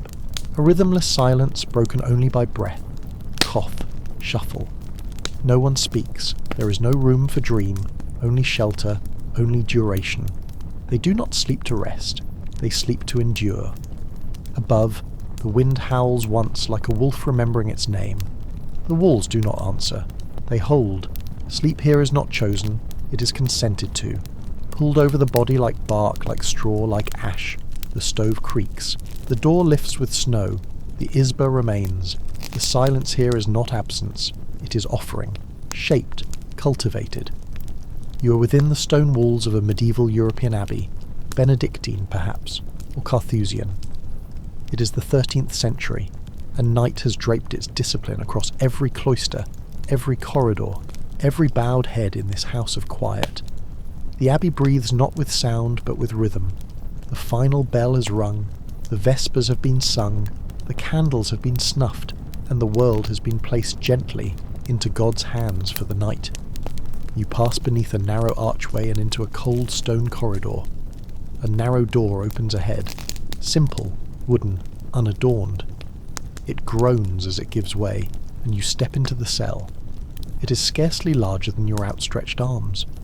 The air is cool and still, tinged with beeswax, limestone dust, and wool worn smooth. A small window, no glass, only oiled parchment stretched tight, glows faintly with the reflection of moonlight from the courtyard beyond. The room is bare, not neglected, intentionally empty, like a cup waiting for water. The bed is not a bed. It is a board. Oak, smoothed by use, darkened with oil, built directly into a wall recess. A thin, straw-filled sack lies atop it, loosely wrapped in rough linen. No feathers, no cushions, no softness to tempt the body toward indulgence. The pillow is a wooden block or none at all. Blankets are coarse wool, the colour of old stone, and folded with the same precision as scripture. The monk who inhabits this cell is not yet asleep. He kneels beside the bed, his back straight, his eyes closed. His mouth moves in silent prayer, lips brushing against the darkness with the rhythm of a memorized psalm. There is no ceremony to the hour, no drama, only stillness entering the body one breath at a time. He finishes, he bows, then rises, not stretching, not sighing, and lies on his side upon the board, hands crossed gently over his chest. His body forms a line, a posture of humility, not comfort. He will wake before the sun, summoned by matins. He will not roll over, he will not dream. You're shown the next cell, identical in every dimension. Your plank awaits. The straw rustles as you settle into place. It smells faintly of last year's field. The linen is cold, then less so. There is no pillow, only your folded arm. You feel the board beneath your shoulder blade, the straw shifting under your hips. The body protests at first, then accepts. Acceptance is the first rule here. A candle burns in the hallway beyond, its light flickering across the stone threshold. The faint toll of a distant bell, far, faint, a relic of sound, marks a change in hour. You do not know which. You're not meant to. There is no sound, no warmth, but the absence is full of breath, of presence, of restraint. Sleep is not escape here. It is devotion. It is the moment between prayers. The monk exhales once, the candle is extinguished, and the abbey holds its breath. The air is clean here, but not empty.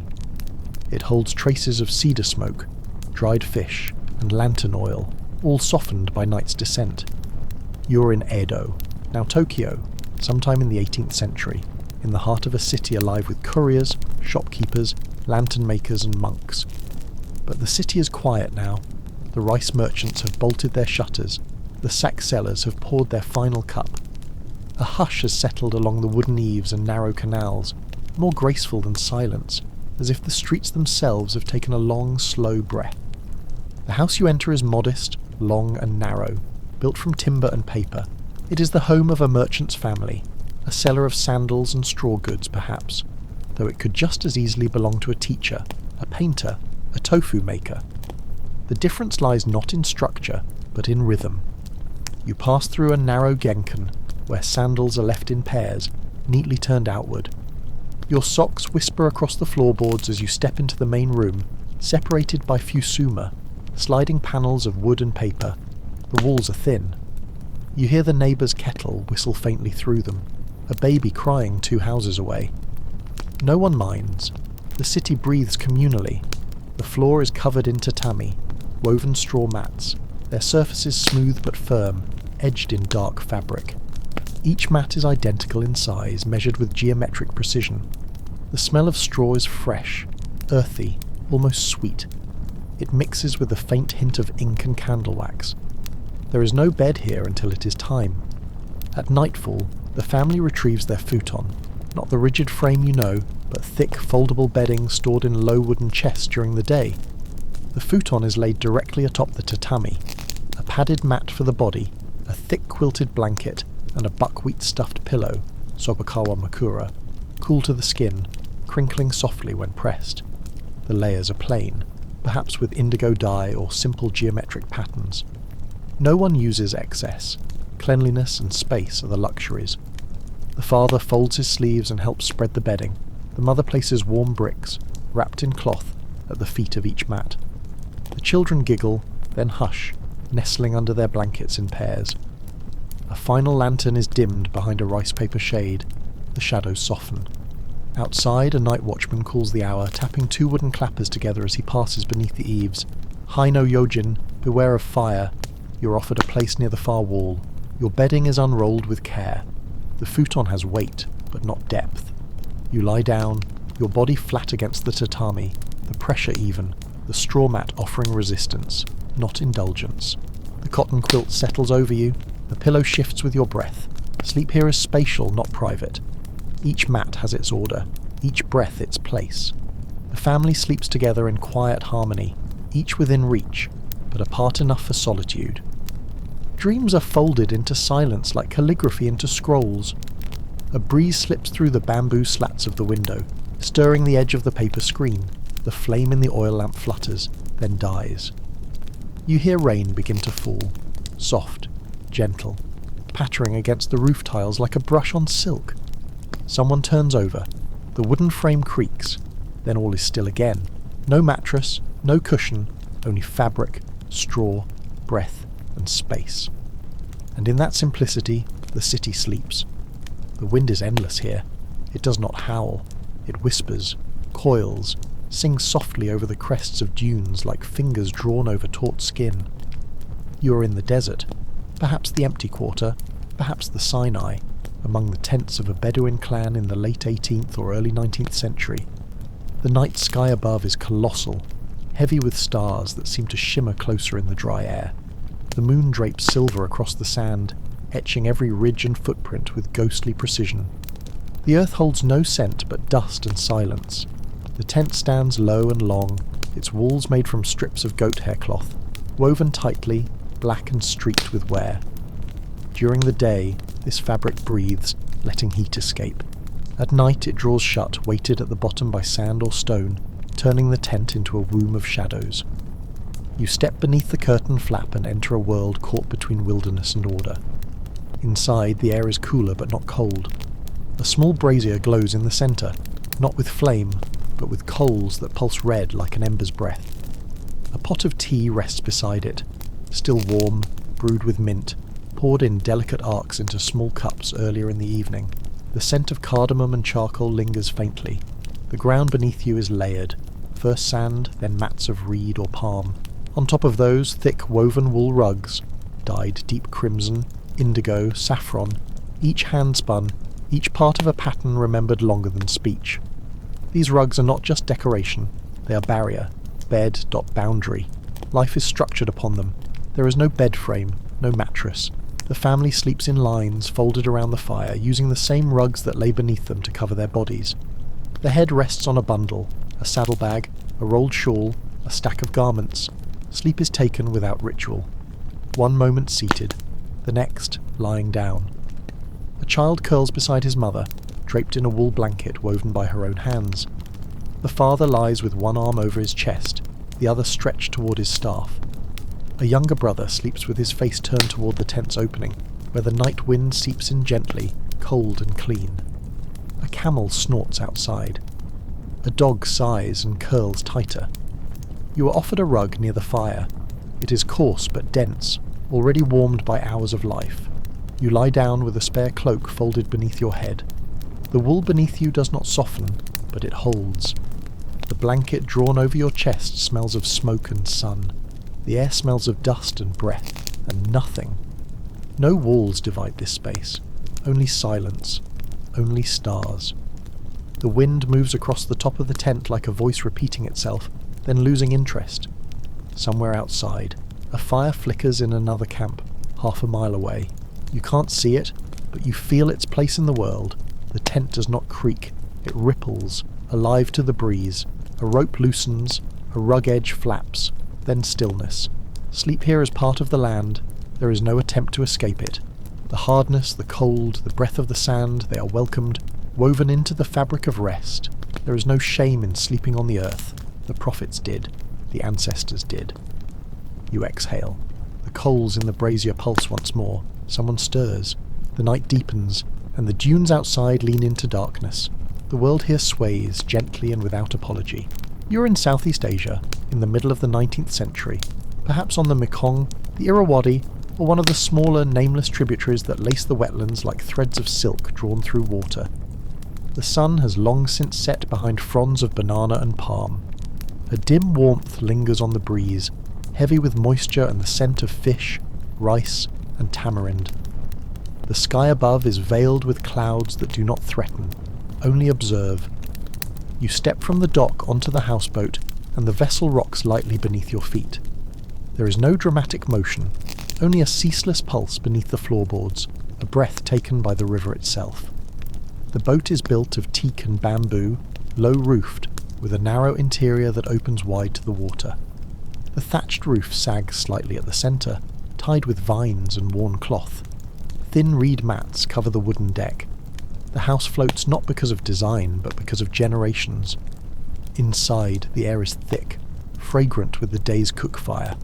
Burnt coconut husk, lemongrass, fried garlic, and the ever-present scent of damp wood.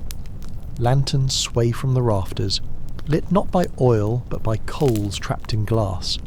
Their glow casts long shadows across the walls, walls that breathe with the wind and ripple with passing boats. There are no beds, no chairs, only space and rhythm. The sleeping place is prepared when the night begins. Mats are unrolled, woven tightly from dried reed or palm, flexible but firm. They are placed side by side in a long row along the centre of the houseboat. The family sleeps here together, parents at the back, children closest to the open doorway, so they may wake first to the morning sun. Over the mats, cotton cloths are spread. Sometimes they are faded, hand-dyed in bright reds and oranges. Sometimes they are patched from old shirts, old skirts, old wedding garments. Mosquito nets are suspended from the roof poles, wispy cocoons of pale green or ivory, tied neatly during the day and untied now, their corners weighted with stones or tied to bamboo poles. They move with the wind, not chaotically, but rhythmically, like slow fish swimming in silence. You are shown a mat near the stern. A small bolster is offered, filled with rice husk and wrapped in embroidered cloth. It smells faintly of lye soap and pandan. The mat beneath you is cool, the air just barely moving over your skin. The sounds here are many, but none interrupt. A frog chirps from a moored basket. A gecko clicks along the thatch above your head. Water slaps gently against the hull, the same sound again and again, as though trying to memorize its own echo. The mother sings softly to the smallest child. The language is lilting, circular. It does not demand attention. It flows past you. A lullaby meant as much for the river as for the ears. Someone turns over. The mat rustles, and then nothing. The boat rocks with perfect patience. It does not sleep, but it understands. You lie still. The mosquito net brushes your shoulder, light as air. The water outside gleams with moonlight scattered like rice grains on its surface. The sky, visible through the doorway, is streaked with slow-moving clouds and one star you don't recognize. Here, sleep is not a thing separated from motion or heat or sound. It is a surrender to them. The body learns to rest not by resisting the world, but by swaying with it. The mat creaks, the lantern dims, the river continues. The night here is a breath held too long. You're in the thick of a city now, Manchester perhaps, or Glasgow or Birmingham, toward the middle of the 19th century. The streets are narrow, the air thick with soot and coal smoke, and the rain falls without drama, soaking brick and wood and flesh alike. Lamps gutter behind grimy windows. Horses clatter on cobbles slick with ash. Somewhere, a factory whistle screams, even after the day is done. The tenement is tall and crooked, wedged between buildings that lean in on one another like arguments held for too many years. You climb the stairs, step after creaking step, past doors that hang open without locks, past eyes peering through the dark. The scent is human: sweat, starch, mildew, ink, steam. Too many people, not enough space. You are lucky to find a place at all. Inside the room, if it can be called that, wooden planks stretch across the floor in uneven rows, warped with water, dust layered in corners. There is no fireplace, only a single candle guttering on a broken crate. Its light flickers across a wash basin, a cracked mug, a boot stuffed with rags. The room is barely wide enough for 3 bodies to lie side by side. And they do. The bed is a frame of wood slats strung loosely with twine sagging toward the middle. On it lies a thin straw tick, patched and flattened into a hollow. A wool blanket covers half the surface, the other half exposed to air colder than the breath of winter. A man is already sleeping there, his face toward the wall, his arm dangling off the edge. You hear him mutter something, maybe a prayer, maybe a dream. 2 more bodies lie wrapped in coats on the floor, their heads resting on bundles of laundry, boots, or nothing at all. There is no separation, no silence. The walls groan, the beams above creak. A child coughs next door. Someone turns over and pulls the blanket tighter, dislodging a corner from another's shoulder. There is no ownership of warmth here, only negotiation. You are shown a square of floor near the window. It's dry, mostly. You unroll a length of burlap, fold your coat into a pillow, and curl onto your side. The boards beneath you press into every bone, but the body, even in this city, learns to fold into itself. Sleep does not arrive easily here. It is stolen, carved out in moments between noise and ache. The candle burns lower. Someone weeps, softly, then stops. The outside world hums, not like nature, but like machinery never truly at rest. A loom, a cart, a distant furnace, and yet you sleep. Because the body must, because dawn will come, because tomorrow is soot and steam again, and only sleep, no matter how humble, carries you to it. And so, you have travelled. Not through one bed, or one time, or even one way of rest, but through the full spectrum of human slumber. You have felt the warmth of the Korean ondel, lain upon the straw floors of medieval abbeys, rocked on the rivers of Southeast Asia, and nestled into woolen tents beneath Bedouin stars. You have tasted what it means to sleep without mattress, without memory foam, without a frame or padding, only what hands, earth, and tradition have shaped. You have seen that comfort is not universal, that royalty rested in down and silk, yet still stirred through sleepless nights of candle smoke and politics, that monks lay on boards and peasants on straw, yet each found a way to dream. That sleep, though shaped by class, by climate, by creed, was never absent, only translated differently. The mattress, as you know it, is a recent artifact, but sleep, true, layered, enduring, has always existed, woven into the ground, the fire, the breath of those nearby. It is not the bed that grants peace, but the willingness of the body to rest within its time. Now, as you lie in your own space, wherever that may be, in a city or a village, near water or within walls, on foam or floor, know this: you belong to a long winding lineage of sleepers, and tonight you are part of that story. Rest well, traveller. You've journeyed far. Good night.